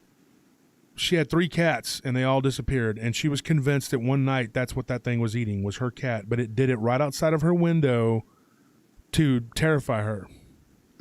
Okay. Wow. Interesting. So what ended up happening was she went to her dad, and she had this one tabby that was her favorite cat, and she said that this thing had killed it. And the dad was like, okay, just don't be alone. Don't ever go outside, by yourself, whatever. So she kind of had to stay in the house. She couldn't go out and play anymore. It became an issue of like this creature was terrorizing her. Let's put it that way. Okay, so if we're to take anything away from the dad, though, it sounds like maybe he has seen it do something that he wasn't telling. Probably. They had a dog. The dog was injured really bad by something. They found it in the barn, like in the corner, kind of messed up. Okay. She was convinced that it was this creature. Now, there's how the story goes, okay? The story gets weird, okay? And not that it's not already kind of weird, but us that are initiated, we already know how this kind of stuff goes. This thing, obviously, the dad knew about it. He had seen it. There was a problem. The stepmother eventually saw it too and sat the girl down and told her, hey, there's something here, as you already know, we need to be careful. At that point, her dad had already taught her how to use a firearm, but they were a little more getting into teaching her how to be proficient with it. And they were terrified. At night, they could hear, she had a little brother that was crying at night because he kept thinking something was by his window, and it was just getting bad. It was getting to the point to where there was a bunch of stuff going on. Something jumped on the roof one night and was crawling around, and she was convinced that it was this creature. She said if she had to put a weight on this creature, she said it was probably 400 pounds. Wow, that's a big boy. Scorpion, what's going on here? Stop talking JW or I'll start blocking people. Who's JW? What's going on here? What's going on? Well, that's back to the Jehovah's Witness insult. That's still going on? Come on, I don't even know what's going on in my chat here, dude. I'm trying to have a Somebody made a joke. Somebody made a joke about Jehovah's Witnesses, and a lot of people took it the wrong way. Okay, well. Anyways, guys, y'all do your jobs. The moderators, just whatever. Anyway, so this creature, she was convinced one night that it was on the roof. She sounded like a giant was on the roof. Now, if something weighs 400 pounds that's on the roof, I was on your roof and jumping up and down, you'd be like, that's a giant up on your roof because I weigh a lot. I'm a heavy guy. Oh, yeah, definitely. I'm a massive dude, but this thing was a big hyena-looking creature. Wow. Now, okay, so she had the opposite feeling that I did, because in my encounter, I didn't get the feeling that it was evil or meant any harm. No. So, and see, and that's the thing. The stories I've gotten have been kind of anywhere from ambivalent to downright malevolent. you're right. This thing, here's what happened. Here's the most interesting part to this story, folks. And I'll probably revisit this if on the podcast. If you guys might probably hear it again on the podcast when we do the show with Dan. I can't say his last name. Niedrola. Close enough. Huh? Close enough. Yeah. I feel bad because the guy's a good guy and he's got a cool group and he's always in the Paranormal Round Table group. But I talked to him just the other day. But Dana was he's done a lot of research into these white cryptids, these white Bigfoot and Dogman type cryptids. Here's what ended up happening. One day she heard this whimpering noise coming from the side of the barn when she was outside playing. This was about a year after it was the following summer after she'd first seen this hyena type creature. Mm-hmm. This is what she said. She said she came around the corner of the barn. Her dad, she could see her dad. He was going into the barn. He stopped. They both heard it. They walked around the side of the barn. They see this creature, this hyena-looking creature, laying on its side, and its lower body was ripped open. Whoa. The leg was torn backwards, like something had just literally taken it and broken it open, and it was dying. Ouch. So her dad goes, okay, I'm going to shoot it. So he goes into the barn and tells her, go inside the house. She doesn't want to go inside. She wants to stay here and watch what's going on. He tells her, you got to go inside. Get inside. He goes in, gets his gun. He comes back out, and she sees him, from the porch. She can see him, and she's like, he's about, 20, 30 yards away from it. He's not getting too close to it, And I'm thinking, he's got to be. And then she says he lowers the gun and he starts walking toward the direction of where the creature was. She couldn't see the creature from where she was at on the porch anymore. And she hears him cussing. And then he puts the gun down on his side and starts to walk back toward the house with the rifle. And she said that it was about to, dispatch whatever and I don't know, get rid of it or whatever. She comes back to the house and she's like, Daddy, what's wrong? Christina, thank you for that. It says, Love PRT. Thank you for your donation. She's like, Daddy, what's wrong? And he says, it's gone. Huh. How the creature either crawled away or with its leg torn and its belly, and it was just laying there moaning, it was going to die. Did something come and collect it, though? Now here's what happened. A few days go by, and they're driving, and they're in an SUV, and they see this white flash like run across the road. And she's like, everybody was like, whoa, what was that? What was that? What was that? She was like, I knew exactly what that was. She's like, I had seen this thing before when I was younger and we were living in Minnesota. She's like, it was that white creature, the hairy white creature. She goes, I didn't call it a Bigfoot or a Sasquatch back then because I didn't know what it was. Mm-hmm. It was just a white furred creature. Interesting. So she was convinced when they passed it, for a split second, she saw it look back, and she said, that has to be it. It ran into the woods. And I got to tell you, too, this white Bigfoot creature, okay, she said it had very kind eyes. Now, okay, because blue eyes, right? I don't know. I don't know. But she did say that she saw it one more time walking through the field. The weird part is it gets to the edge of the field and it just kind of goes poof. Wow. Like it's gone. This was not a physical thing, obviously. So like maybe a phantomal, perhaps? It was eating food when it was if it was the same creature, and the story is to be believed, it was eating food in Minnesota. Then they had this encounter with this hyena-type cryptid, which she believes was completely evil. Then they find it tore up and hurt. This Bigfoot type creature reappears. She sees it briefly run across the road. Next thing you know, she's seeing it walk through the field, and it's just poof, it's gone. Interesting. Well, see, if it's a phantomal, though, maybe it was the spirit of a former Bigfoot, but it's so used to eating because it's past life. What? Yeah, there's so many different variables. What if it's the spirit of a deceased Bigfoot? Mm-hmm. I threw that out there. For some reason, she didn't want to believe that theory.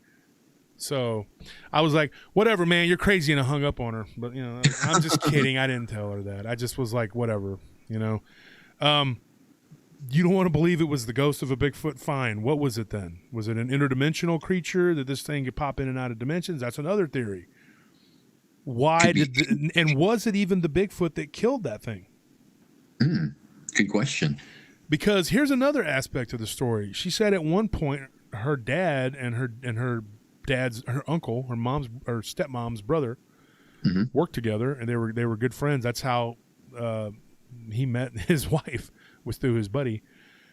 So they were working, and they saw these two overly large wolf-like creatures that looked absolutely canid, not hyena at all, and these were absolutely not dogman. They just looked like giant wolves. They didn't have any humanoidal aspects at all. According to, years later, she talked to her dad, and she was like, before my dad died, I talked to him. She said when he was dying of cancer, and that she spent a lot of time at the hospital with him and talking to him, and he told her, you know, they talked about these things, and he said these were wolves. I don't know what they were. They just looked like giant wolves. Was it the wolves that killed that thing? Was the Bigfoot just there? Now, here's another aspect to this whole thing. She claims that house was haunted.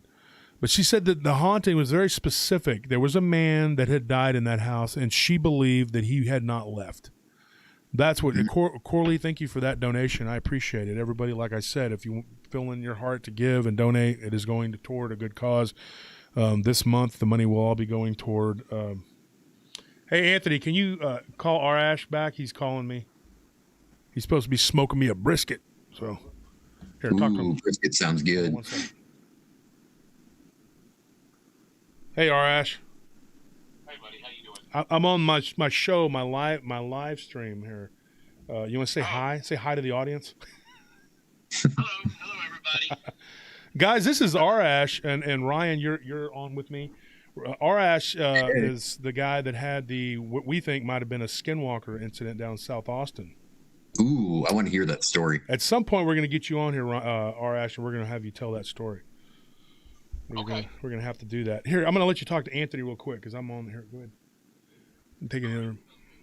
So that's my friend Arash that owns Spinners. He's smoking me a brisket, low sodium.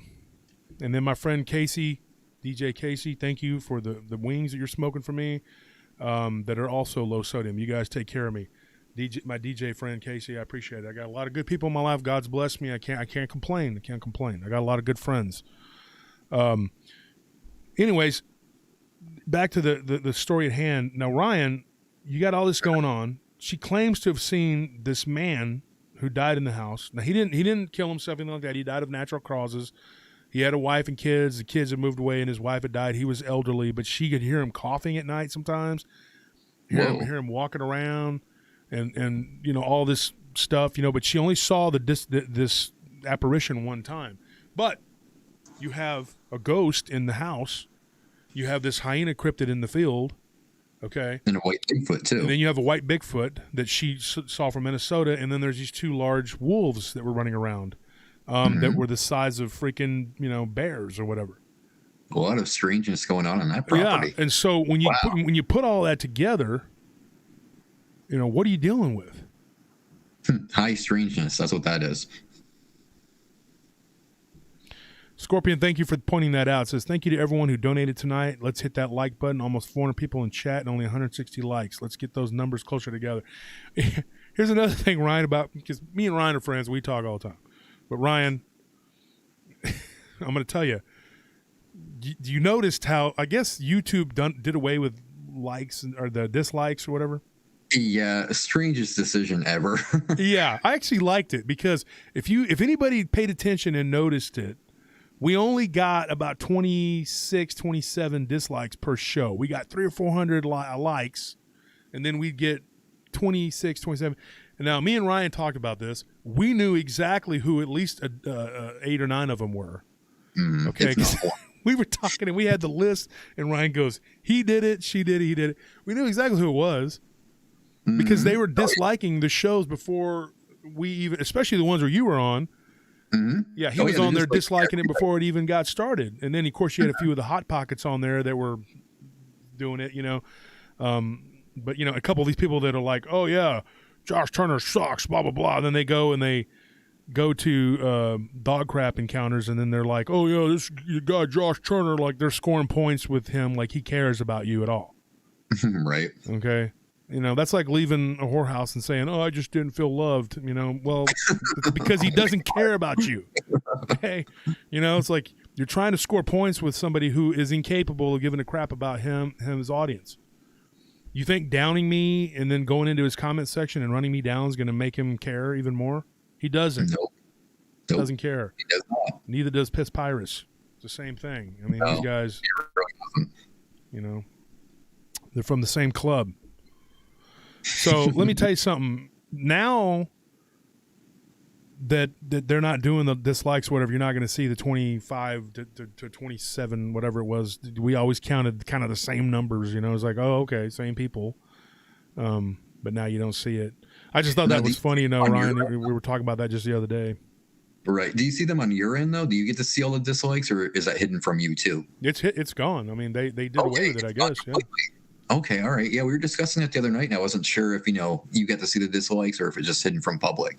No, it's just they don't even do it anymore, which I'm kind of upset about because I never had very many.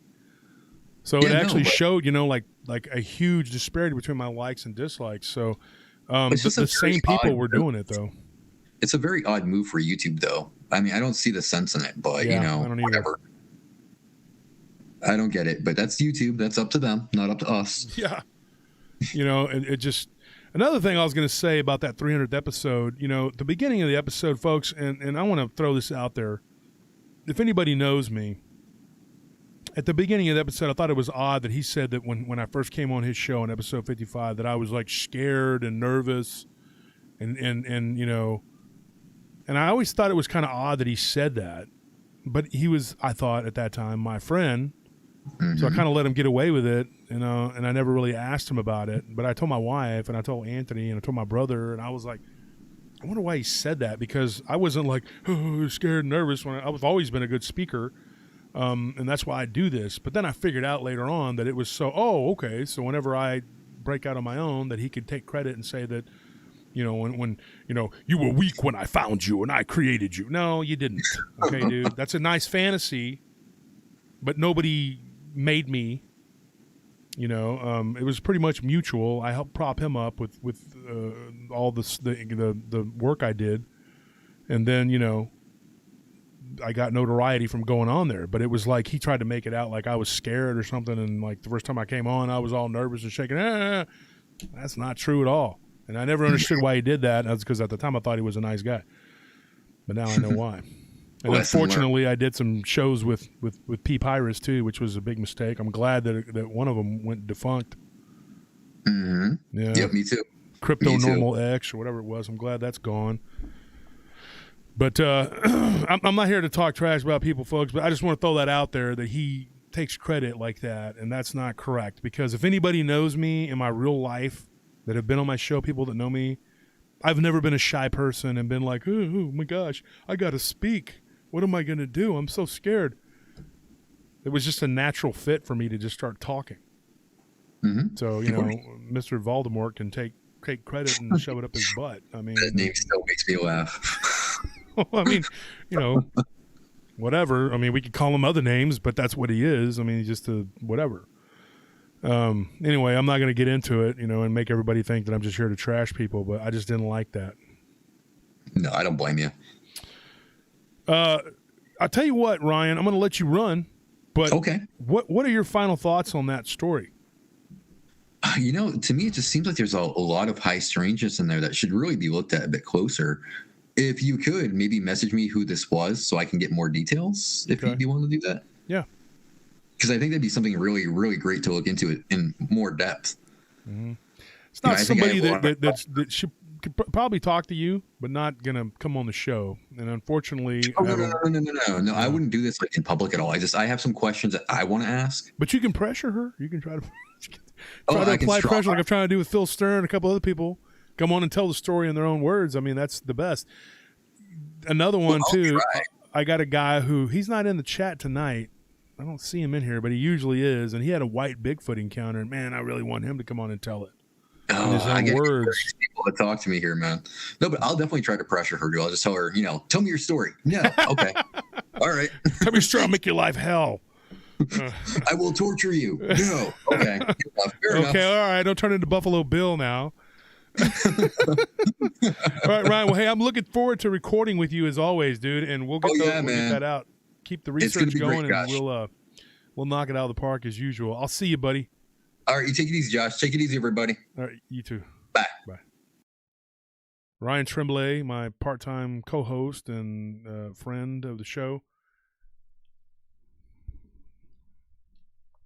Timmy Boy says, no, please trash people, please.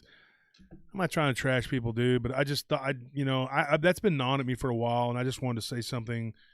Ryan knows. I mean, me and Ryan have talked about this multiple times. Anybody that knows me, I'm not this shrieking willow of a person, like, oh my gosh, I was so scared and nervous.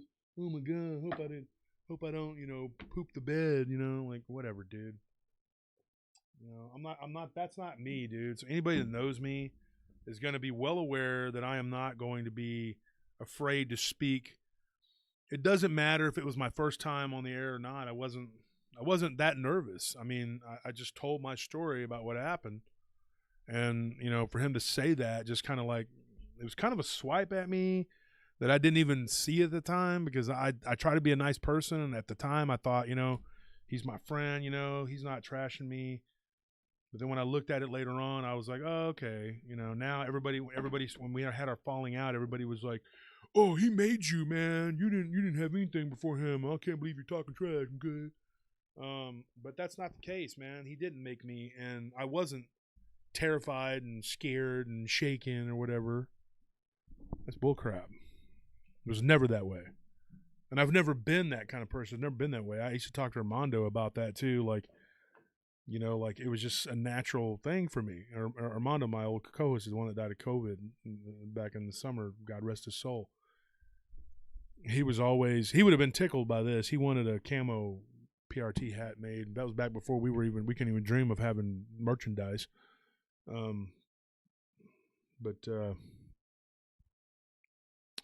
Anyways, he was one of the people that pushed me to do it, and was like, dude, you're a natural speaker. You're not shy. I was at the store with him one time, and we just started talking, Walmart, and people were just talking to us. And the next thing you know, this lady goes, I got a story. And we got a Bigfoot story out of Walmart. Hey, Anthony, come here. Check this out. I went to eat today at a really good restaurant. I'm going to give a shout out to these people. If you go to Austin, you want really good seafood, go to Eddie V's. Eddie V's Grill has amazing seafood. It's a little pricey, but you get what you pay for. It is amazing food. Am I right, Anthony? Today we had a waiter, African-American guy, real big, tall guy, real friendly guy. What was his name, Anthony? Forrest? Shout out to you, Forrest, and the manager. Manager, I had a small issue, and they took care of it, and then they comped my meal. My meal. Not the whole thing, but my meal. My meal alone was like $45. And they comped it. And I was just like, hey, man, they gave me a free dessert. I didn't eat it, actually, because I'm trying to lose weight, trying to look sexy. I got my Santa calendar shoot that I got to do tomorrow for the ladies, give them a little thrill. I'm joking, all right? Please don't even take that seriously, I'm too sexy. I'm too sexy. If I did this for you ladies, that's what would happen. You can't do that. Can't do that. And the men would be like, I'm so mad at you, you sexy guy.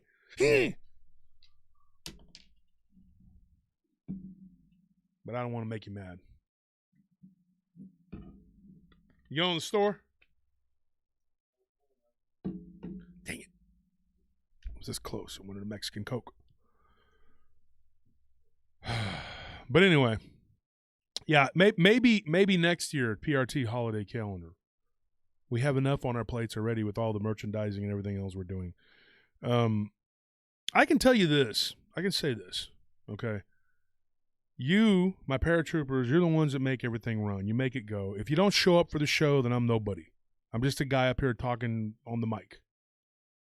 Okay? That's it. But anyway, shout out to the folks over at Eddie V's. Y'all are great. My wife had a great meal.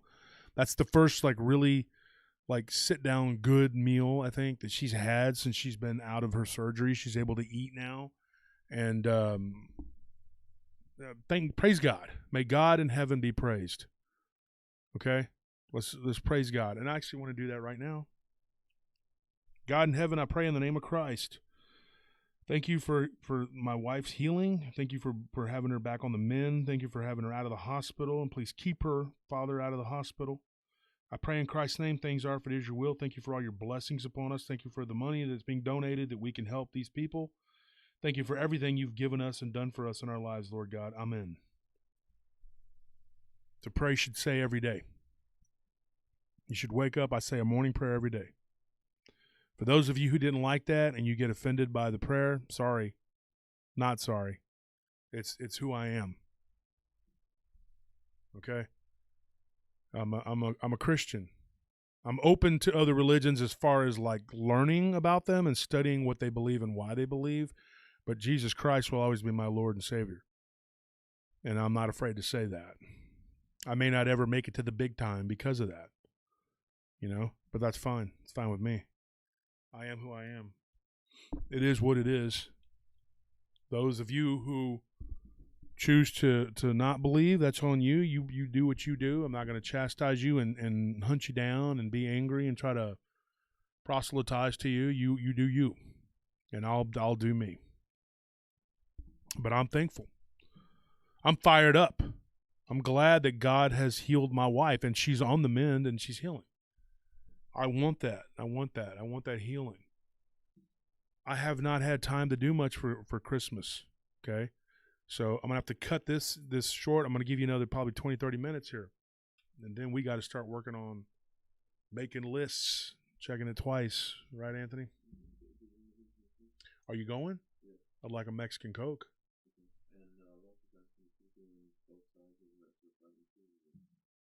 No, there should be Jim there. Why? Big Jim's not there? Big Jim better be there with his war hat on. Or they're breaking into cars. Folks, I'm not kidding with the crime that's going on over here. You think I'm joking. Okay? Downtown Austin has become a festering crap hole. It's gotten ridiculous. Okay? Austin used to be, we had crime. They always tried to smooth it over, though. There was always murder. There was always all kinds of bad things going on. Okay? And they always tried to sugarcoat it. Oh, Austin's so safe and whatever. And I saw what was really going on. It was never as safe as they tried to make it out to be. People were always getting killed downtown. I know because I work down there, but not like now.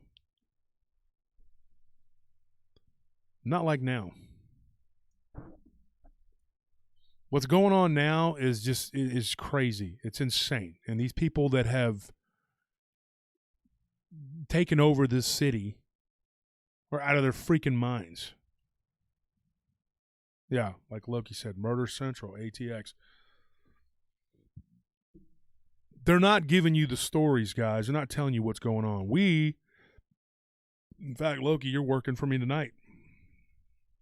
Right downtown. All you guys that are working for me right now. Kenny, you, Big Jim, Clark.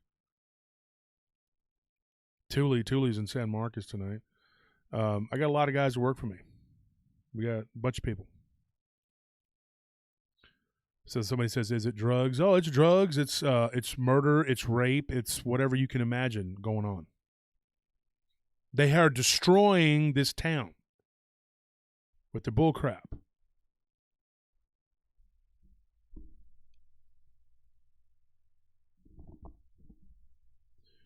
Whatever you can do and get away with is what's happening. They have defunded the police. I don't want to say we because I wasn't involved in that. They have defunded the police. So if you get in trouble and you call the cops, sorry, probably not going to answer. Some friends of mine that run a bar, I'm going to tell you something gruesome. They watched a guy get kicked to death. And that where it was at was the county, kind of a gray area. And the county was like, we're too busy backing up the APD, which is the Austin police. We can't respond to that. Are there any guns or knives? No. But they kept coming out there and kicking them. And they don't know what the heck, why this guy's being kicked or why it's happening. I mean, if they try to intervene, they could get shot or stabbed or something, you know. So they're like, look, we don't know why this people in front of this other bar they're coming out and kicking this guy to death, but it is what it is. When the police showed up, well, the ambulance showed up first, and they just sat there because the perpetrators continued to do it, even with the ambulance right there. And then they took off, and then they went to try to help the guy. Police showed up after the guy was deceased. Technically, I don't think it was in the city limits. I think it was kind of on the outskirts, but it was used to be a spot where Austin Police Department would go, and now it's got. I guess the county's got to deal with it, you know, because the police don't have enough. You know, it's a mess, dude. I don't even want to get into it. All the time. So anyways, folks, anything y'all want to talk about, hit me up. Let me know what you think about the hyena cryptid stuff with the Bigfoot. We are going to talk next week. We're going to talk about this. We're going to talk about what was seen, and we're going to talk about the white Bigfoots. I hope to next week, because I didn't give him much heads up. I just said, hey, you want to jump on? And I think he's going to come on next week.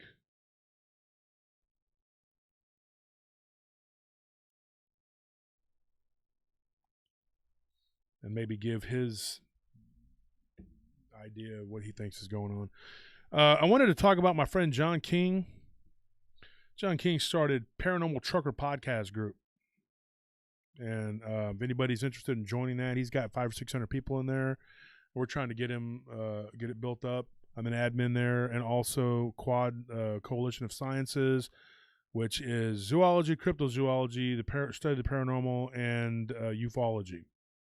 And that is Nick Valente's group. And anybody's interested in joining that, I've sent out some friend requests, to join requests, whatever group requests. He had about 250 people in there. We got him up to 1,100 in about 2 days. Because we at PRT are strong. We're on 12 different platforms. We have a ton of people that listen to the show, the podcast at least, not just on Facebook or on YouTube. YouTube is just a quarter of our listenership. But we're on 12 different platforms, or 13. I can't remember. There's a bunch of them. I couldn't even believe how many we were. We switched over to another carrier or whatever, and we got a bunch of them. And so we have a lot of listeners. Somebody said Quad is an awesome group. Yep. And I love the content too. It's awesome. Ryan did an article for that, I think, this past week. I'm in a lot of groups. Go join. Let's all work together, become stronger. PRT strong.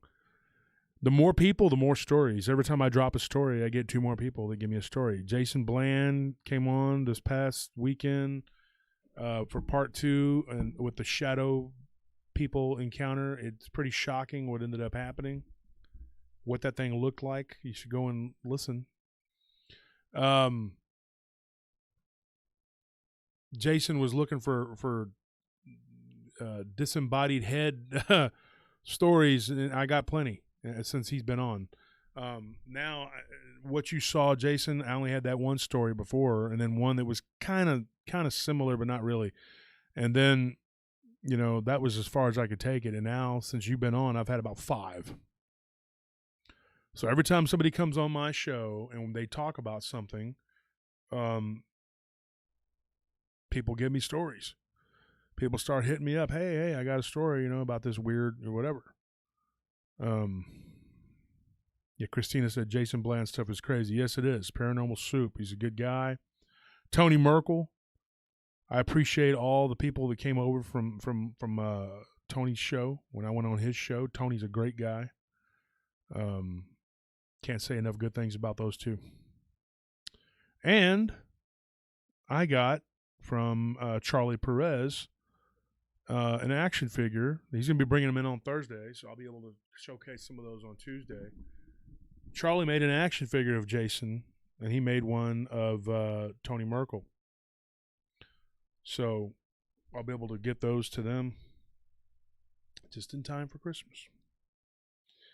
Okay, so now it's time. The moderators, guys, we had a bunch of people drop off. I tricked you. You jumped off, and now you're going to miss the giveaway. Emilio Human, thank you. He says, do you have any stories out of Oak Ridge, Tennessee? Not about Oak Ridge, Tennessee. I can look at the map, but I got plenty out of Tennessee. I can tell you that.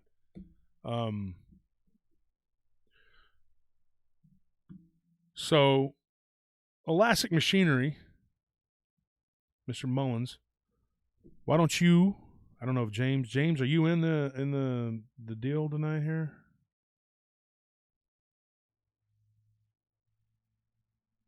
I don't know. I saw James Estrada on here earlier.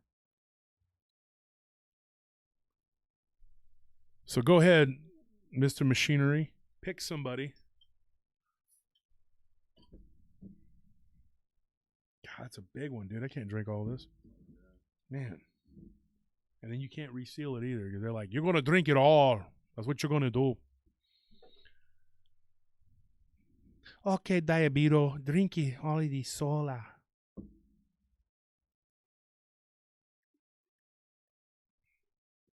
Oh, he was at work. He chooses work over us.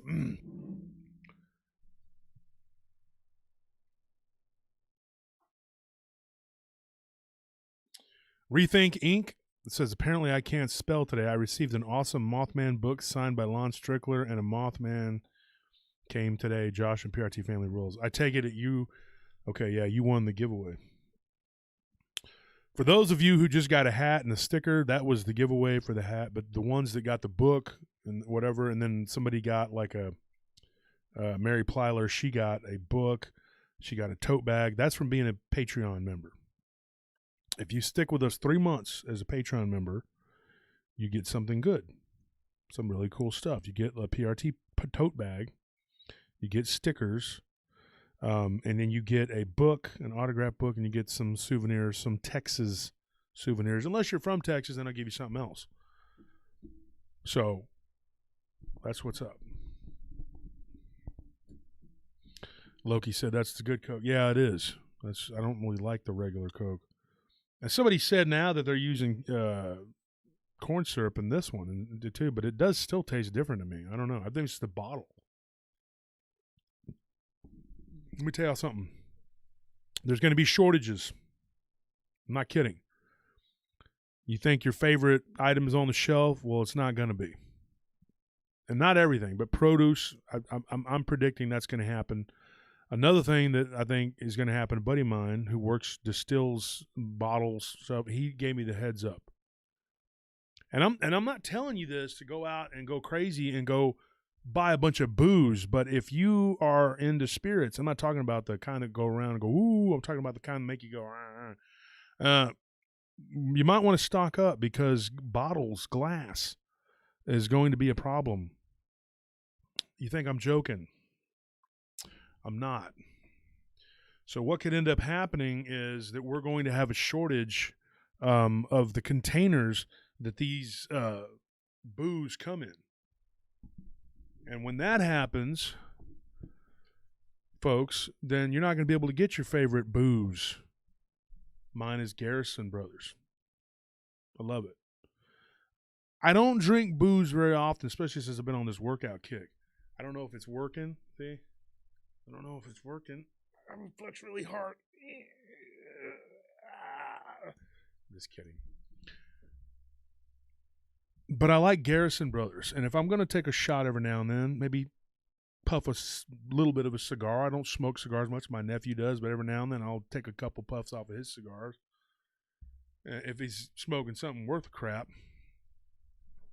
And no, not drugs, okay? But I'll take a couple drinks. Garrison. Nice. Smooth. It's good stuff. But like I said, I've been working out so much that I just haven't really been, had somebody call me a fat the other day, and I was like, really? Oh, my God, you hurt my feelings. Once I took the gun out of my mouth and decided I wasn't going to kill myself from them calling me names, I ran to the gym and started working out really hard so I could prove them wrong. I'm not fat, I'm big boned, and I'm strong. My mom said so. Like, shut up, dude. I'll still beat you up. How about that? That's why people invented guns. People like you could hide behind them. You got guns. We got guns. Everybody got guns. So what?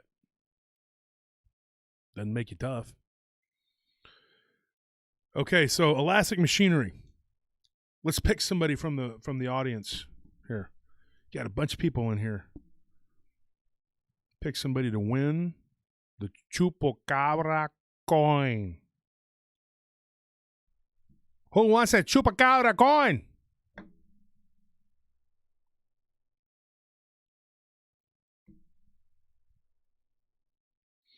Manu says, I stopped giving money to people on the internet years ago and spent it on my family instead. That's awesome.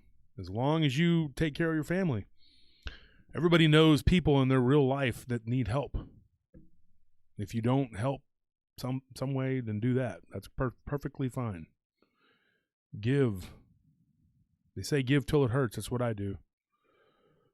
Every year I give a lot to the point of like, maybe I should scale it back some. But you know what? God always gives it back.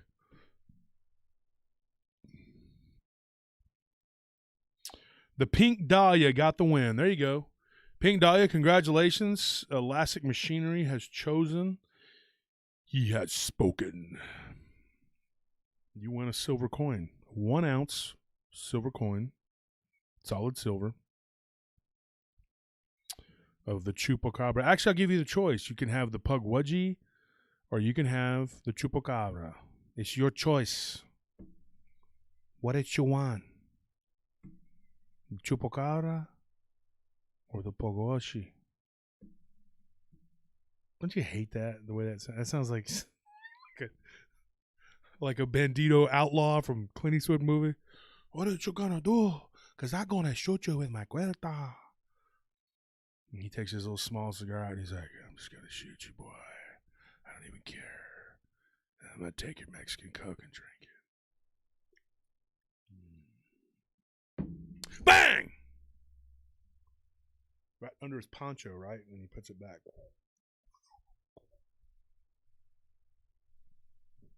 That's how he did it. Clint Eastwood. Josie Wales. The good, the bad, and the ugly. All right. So I guess James had bailed. So Diablo's in the chat. Diablo, are you in the chat? Say yes if you're in the chat.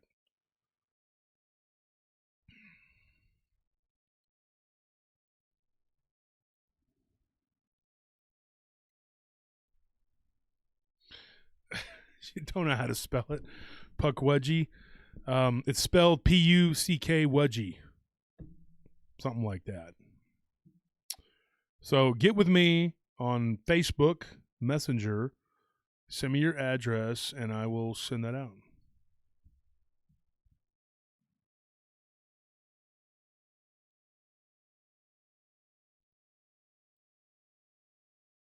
And folks, what do you think of this story of this, what was when she was a youth, you know?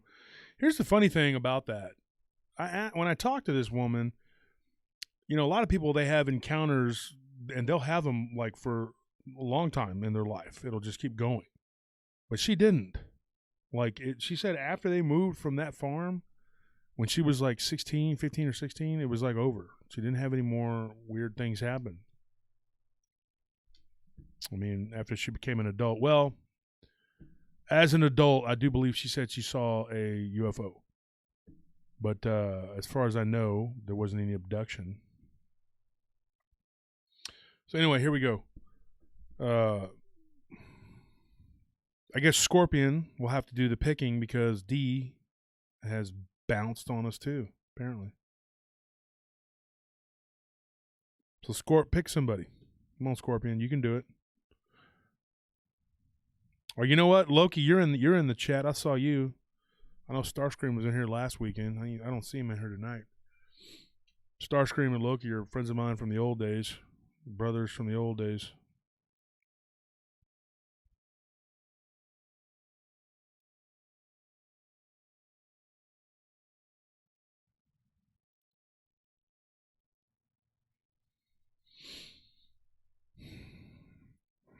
So waiting on one of y'all to pick someone.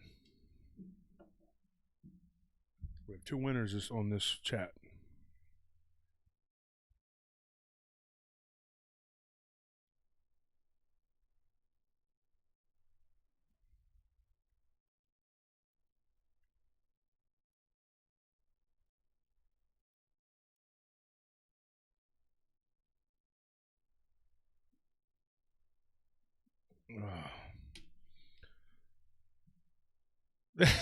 Loki says I'd pick myself. Loki, I already got you something for Christmas, so you're getting your bonus, I think, tonight, actually. I think, Loki, if you're watching this, actually hit Anthony up. Anthony, send Loki his bonus. We're giving away the Christmas bonuses this week.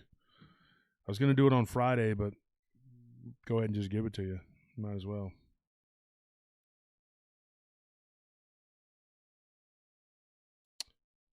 Scorpion, are you picking Rex 33? Is that who you're picking? Cool.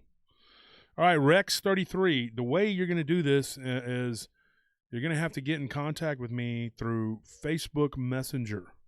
Okay?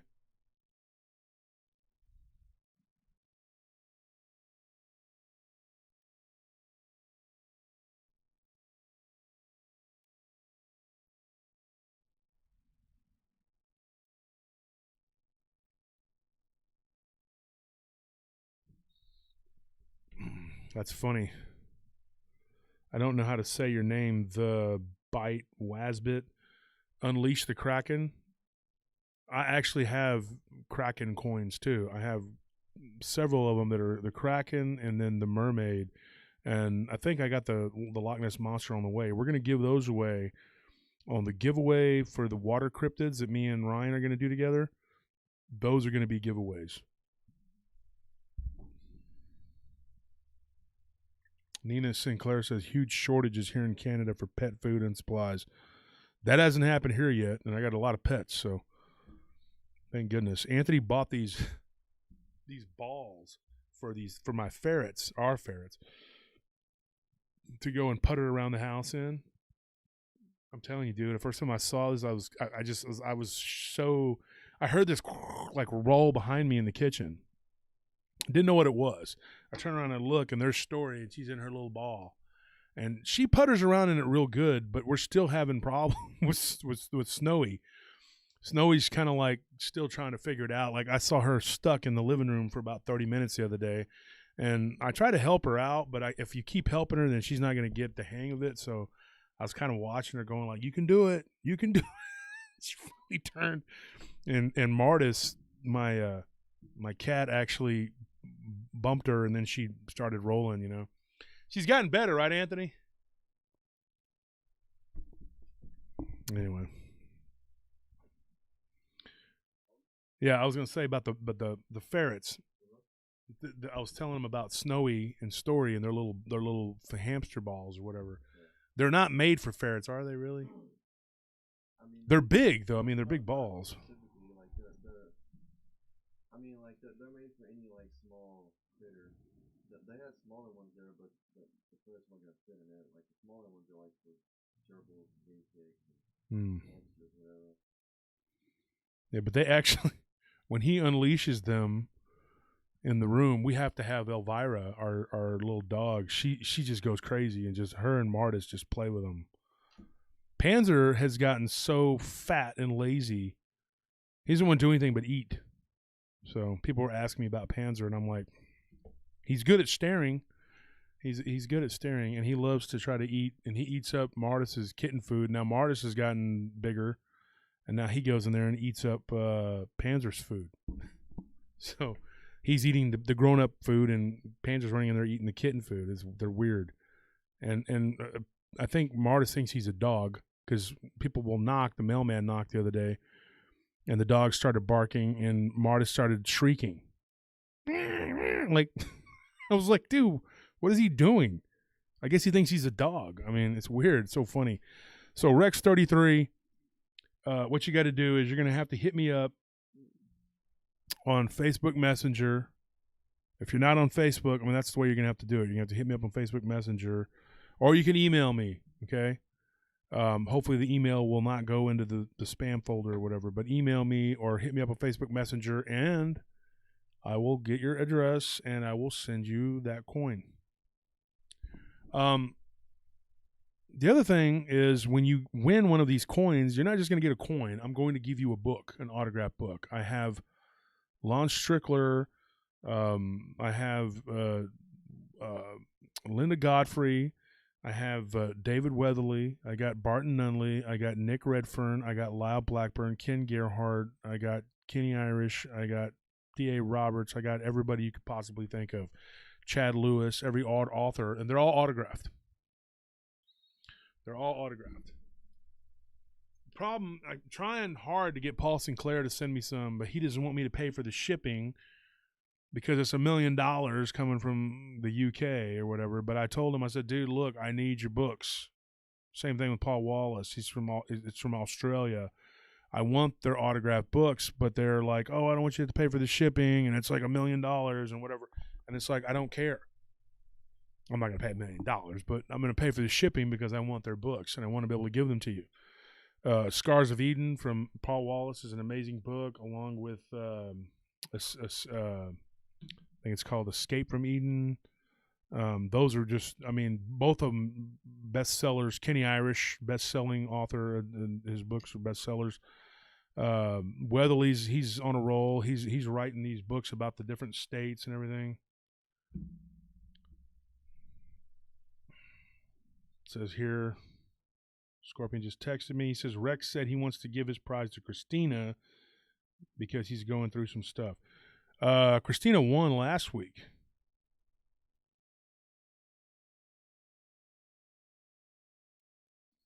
Christina won last week.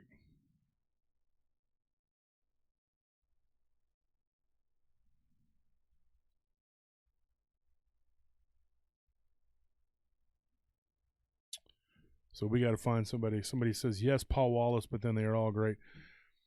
I'm just proud that I could talk to these people on a regular basis and be friends with these people because they do great work. I am now in the process of beginning my book, and my brother's actually helping me. My brother, I think, should have been an author. He could have been an author, and he should have been a musician, and he's going to be collaborating on it with me. I'm still going to be using some outside help from Nick Redfern, who to me is the master. I mean, that's all he does is write. He was talking to me and Barton the other day on the phone, and the guy writes 8 to 12 hours a day. I mean, like, that's his full-time job. It's like unbelievable. This guy writes. It's what he does. And he's not rich. I mean, you would think that he was, as much as Ken Gerhardt is on TV, he's not rich, and he's and this guy, he's not rich. And amazingly, Jody Cook's written a lot of books too. If you go and you look at, he's got quite a collection of books that he's written. I was looking at his the other day, and when I do the show, it won't be this coming Friday, but the Friday after. Like I said, the last 2 Fridays of December will be Jody Cook. A lot of good Dogman stuff. if you're into Dogman, that's going to be the shows for you. This coming one's going to be shape-shifting cat and people, or maybe just cat people, because but there is one shapeshifter story. You got to check it out. It's crazy stuff. But Jody's written some surprising stuff, and so, anyways, I figured I better join the club. So I'm going to pick somebody on here myself. Christina, I apologize, but you won last week. Sorry that Rex isn't doing too good. I'd still like to send you something, Rex, if you're down. But I don't know. I feel bad.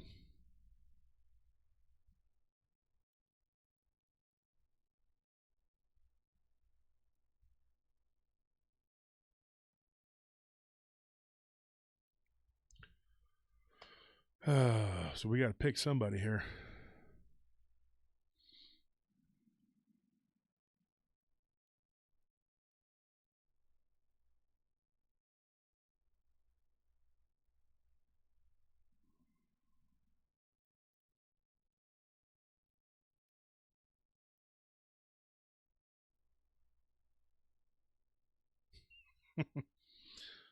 Looking at pictures from dinner. We don't usually take pictures of our food. We're not like those Instagram foodie people. Like, hey, let's take a picture of our food. But it was pretty cool. The waiter, like I said, big guy named Forrest. He actually gave us a couple stories. The waiter. Yep. Had a UFO encounter. Had some other weird story he's going to get with me about. We didn't have time.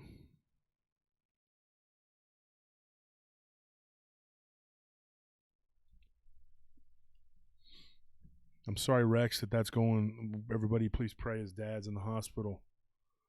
Please send him your prayers. If you would, Rex, go on to the PRT prayer group and put a request in on there for people to pray. That will really help. D's walking the property. All good. Code 4. Last Starfighter born in East LA. I'm glad you showed up today. Can you please hit me up either on Facebook Messenger or send me another thing on hit me up on the email. If you could do that, that would be greatly appreciated. And I want to get that story about your uncle. The werewolf story. Please.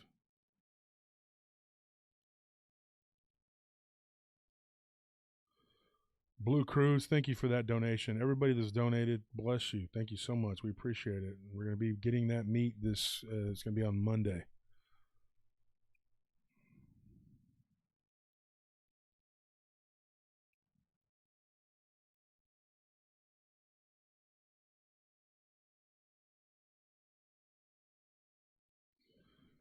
Last Starfighter said, I helped an old-timer motorcyclist who was out of gas in Saginaw, Texas while driving to the gas station. He told me about some old stories about Goatman of Lake Worth. Yeah, Lake Worth's got a lot of Goatman stories, dude. That'd be, we need to talk, Starfighter, because that's another thing I'd like to do is get some more of those Goatman stories. I mean, I gave up a bunch of them. Yeah, Tanya Willis said, D.A. Roberts writes cryptid paranormal fiction and is excellent. Yes, it is. And him and Luke Penton. Luke does really good work. Dead Man Walking. They do. Dead Man Talking. They do great fiction based on cryptids and the paranormal. I mean, they say up front it's fiction, but they do good work.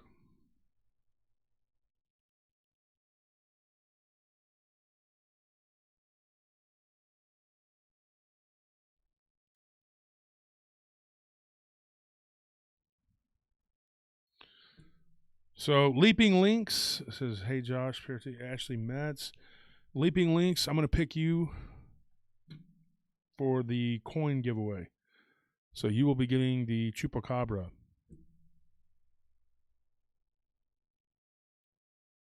So that'll be my pick. So hit me up, Facebook Messenger, with the address, and I will send it to you. So that solves that. So we got 2 winners, Pink Dahlia and Leaping Lynx. Get with me. Patchy Trig, Goatman / Krampus. Okay, here's the thing about that. I have 2 Krampus stories, but that's it. It's not enough to do a whole show, so I was thinking about as we get closer to Christmas, I'll throw them out there. If you think they're Krampus, I mean, they could be construed as Krampus. I don't know. I can't say 100% that that's what they are, but it very much fits. They happened in December, and yeah, one was near a German military base, which is interesting because the legends, a lot of them are based on Germanic tradition. Charlie Perez, one that's done my action figure line, he actually made a really cool Wendigo, but it was based on the Germanic Wendigo, and he's a big guy, you know. And that's pretty cool. I'm gonna show you guys whenever I get those in. He's coming to town on Thursday, and so when those come in, I'm gonna give you guys a look at those. They're really cool.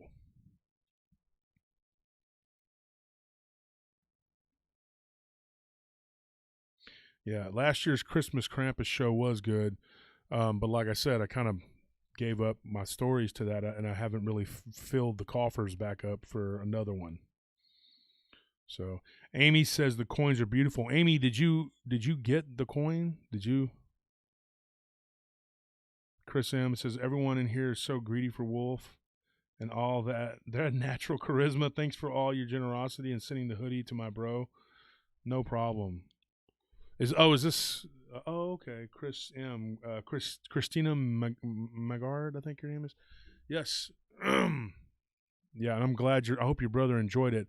That was actually my personal hoodie that it just, the 4Xs didn't fit my shoulders. They fit, just a little bit too snug. And that one, I think I didn't even actually wear it. I had another one that I tried on, and it was so tight on my shoulders that I was like, I can't wear this. And so I had to get a 5X. Now the shirts fit true to size, but the hoodies are a little bit small, I guess. Well, for me anyway, in the shoulders. If you don't have gigantic Bigfoot shoulders like I do, then you'll probably be fine. But I literally have like huge shoulders. So it didn't fit right. It was like it was choking me. And I have a big old thick neck. So, I had to go up another size. And so that one, I don't even think I tried it on. I just had it. And I said, you know what? That's all I got for 4X. But I'm glad he enjoyed it. And Amy, you got a book by Lyle. See, that's the thing. I'm not just going to give you the coin, okay? You see the business cards? I always throw those in there too. I'm going to give you the coin and an autographed book. All right? I'm going to leave you with one last story, and I'm out of here, bro. All right, bro. I'm going to give you one last story. I don't know if anybody's ever heard of these kind of creatures, but I got a centaur. And it's not a real long story either. It's just a weird story. I think in all the times I've been doing this, I've had 4. This will be the 4th centaur story I've ever gotten. One was from a pharmacist who he lives out in Dripping Springs. And he's an African-American guy who lives out in Dripping Springs, and he is literally one of the only African-American store owners out in that small community. And he's a very prominent citizen out there. He's a nice guy. And we were out drinking one night, and I don't drink much. Okay, this is probably early last year before the pandemic hit. It was in the winter. I went out there with my friend Thule, and he gave me a story of a centaur.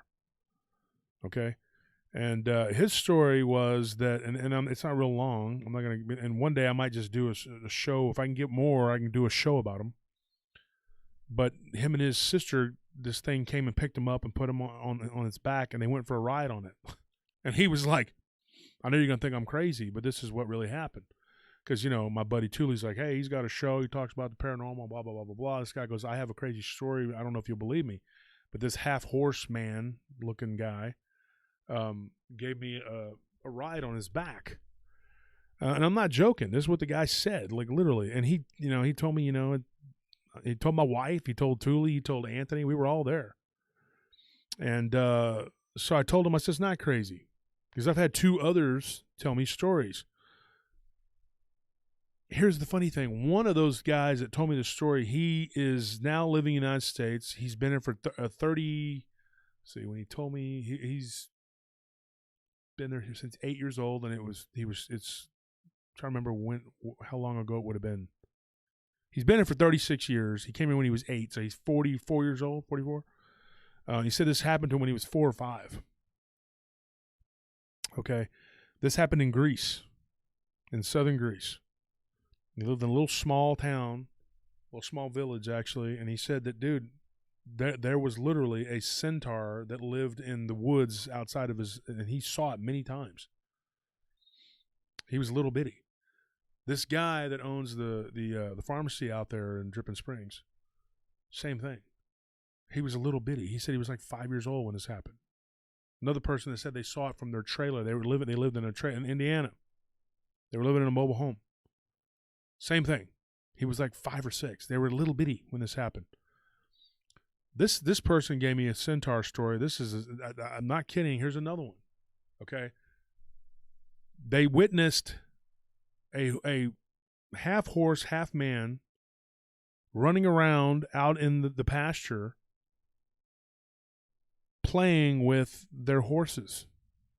I mean, it was kind of far away, and so it was jumping around, kind of galloping, playing, whatever. And when they went, this wasn't like a long time ago. This was like, I think she said 15, 16 years ago. This person, she's not that old, early 20s or whatever. And then her brother came and saw it too.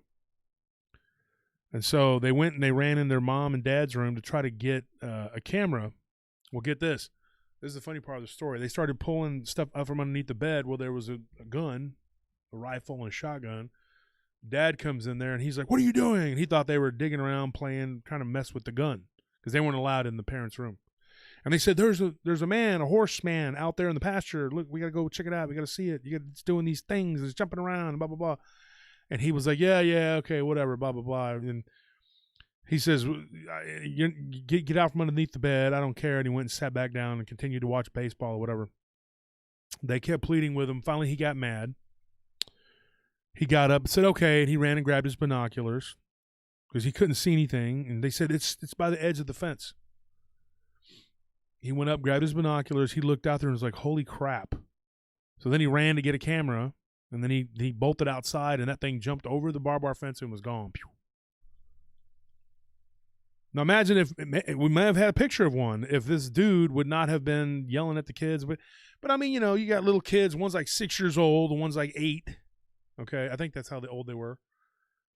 You're probably going like, shut up. I'm trying to watch the Astros game. I don't care what you're talking about. It's the bottom of the ninth or whatever. You don't care about all that. You just want to be left alone. Drink your Bud Light or whatever it is you're doing. Relaxing on a summer's day or whatever. And they just, But anyway, we have stories of them. I had somebody not too long ago say, I have a centaur story to give you, and it was supposed to be really, really good, and it was... That person has not gotten back with me. If you're listening to the show, please get back with me because I would like to know your story. But anyway, that's all I'm going to talk about for tonight, folks. I hope you enjoyed it with the hyena dogman type creatures or whatever. I don't know what those are. Dogman, not dogman. Reptilian things coming out of the water. Dogman, not dogman. I don't know what they are. It's hard to say. Ooh, Texas Jackal said Miller Lite. Oh, Miller Lite gives me a nasty headache, dude. God, that beer is so nasty, dude. I'm a Lone Star guy. I love Lone Star. Lone Star is actually a very good beer. It's bottled here in Texas, and it doesn't make you sick. Texas Jackal, you should be ashamed of yourself. You really should be ashamed of yourself. All right, guys. I appreciate everything. Thank you for the donations. Everybody that donated, God bless you. like I said, every penny we're getting right now is going to be going towards, and if you don't want to donate, that's fine too. But you know what? Help somebody. If you have extra, give. Help people. There's a lot of people out there suffering, a lot of people less fortunate than yourselves, I guarantee it. As poor as anybody can be, there's always somebody worse off. I try to do as much as I can to help people. I think God looks after his own. All right, folks, I'm gonna let y'all go. Y'all have a great week. Don't forget Friday. We're gonna drop it. We're gonna drop it like it's hot. Panther people. We'll see ya.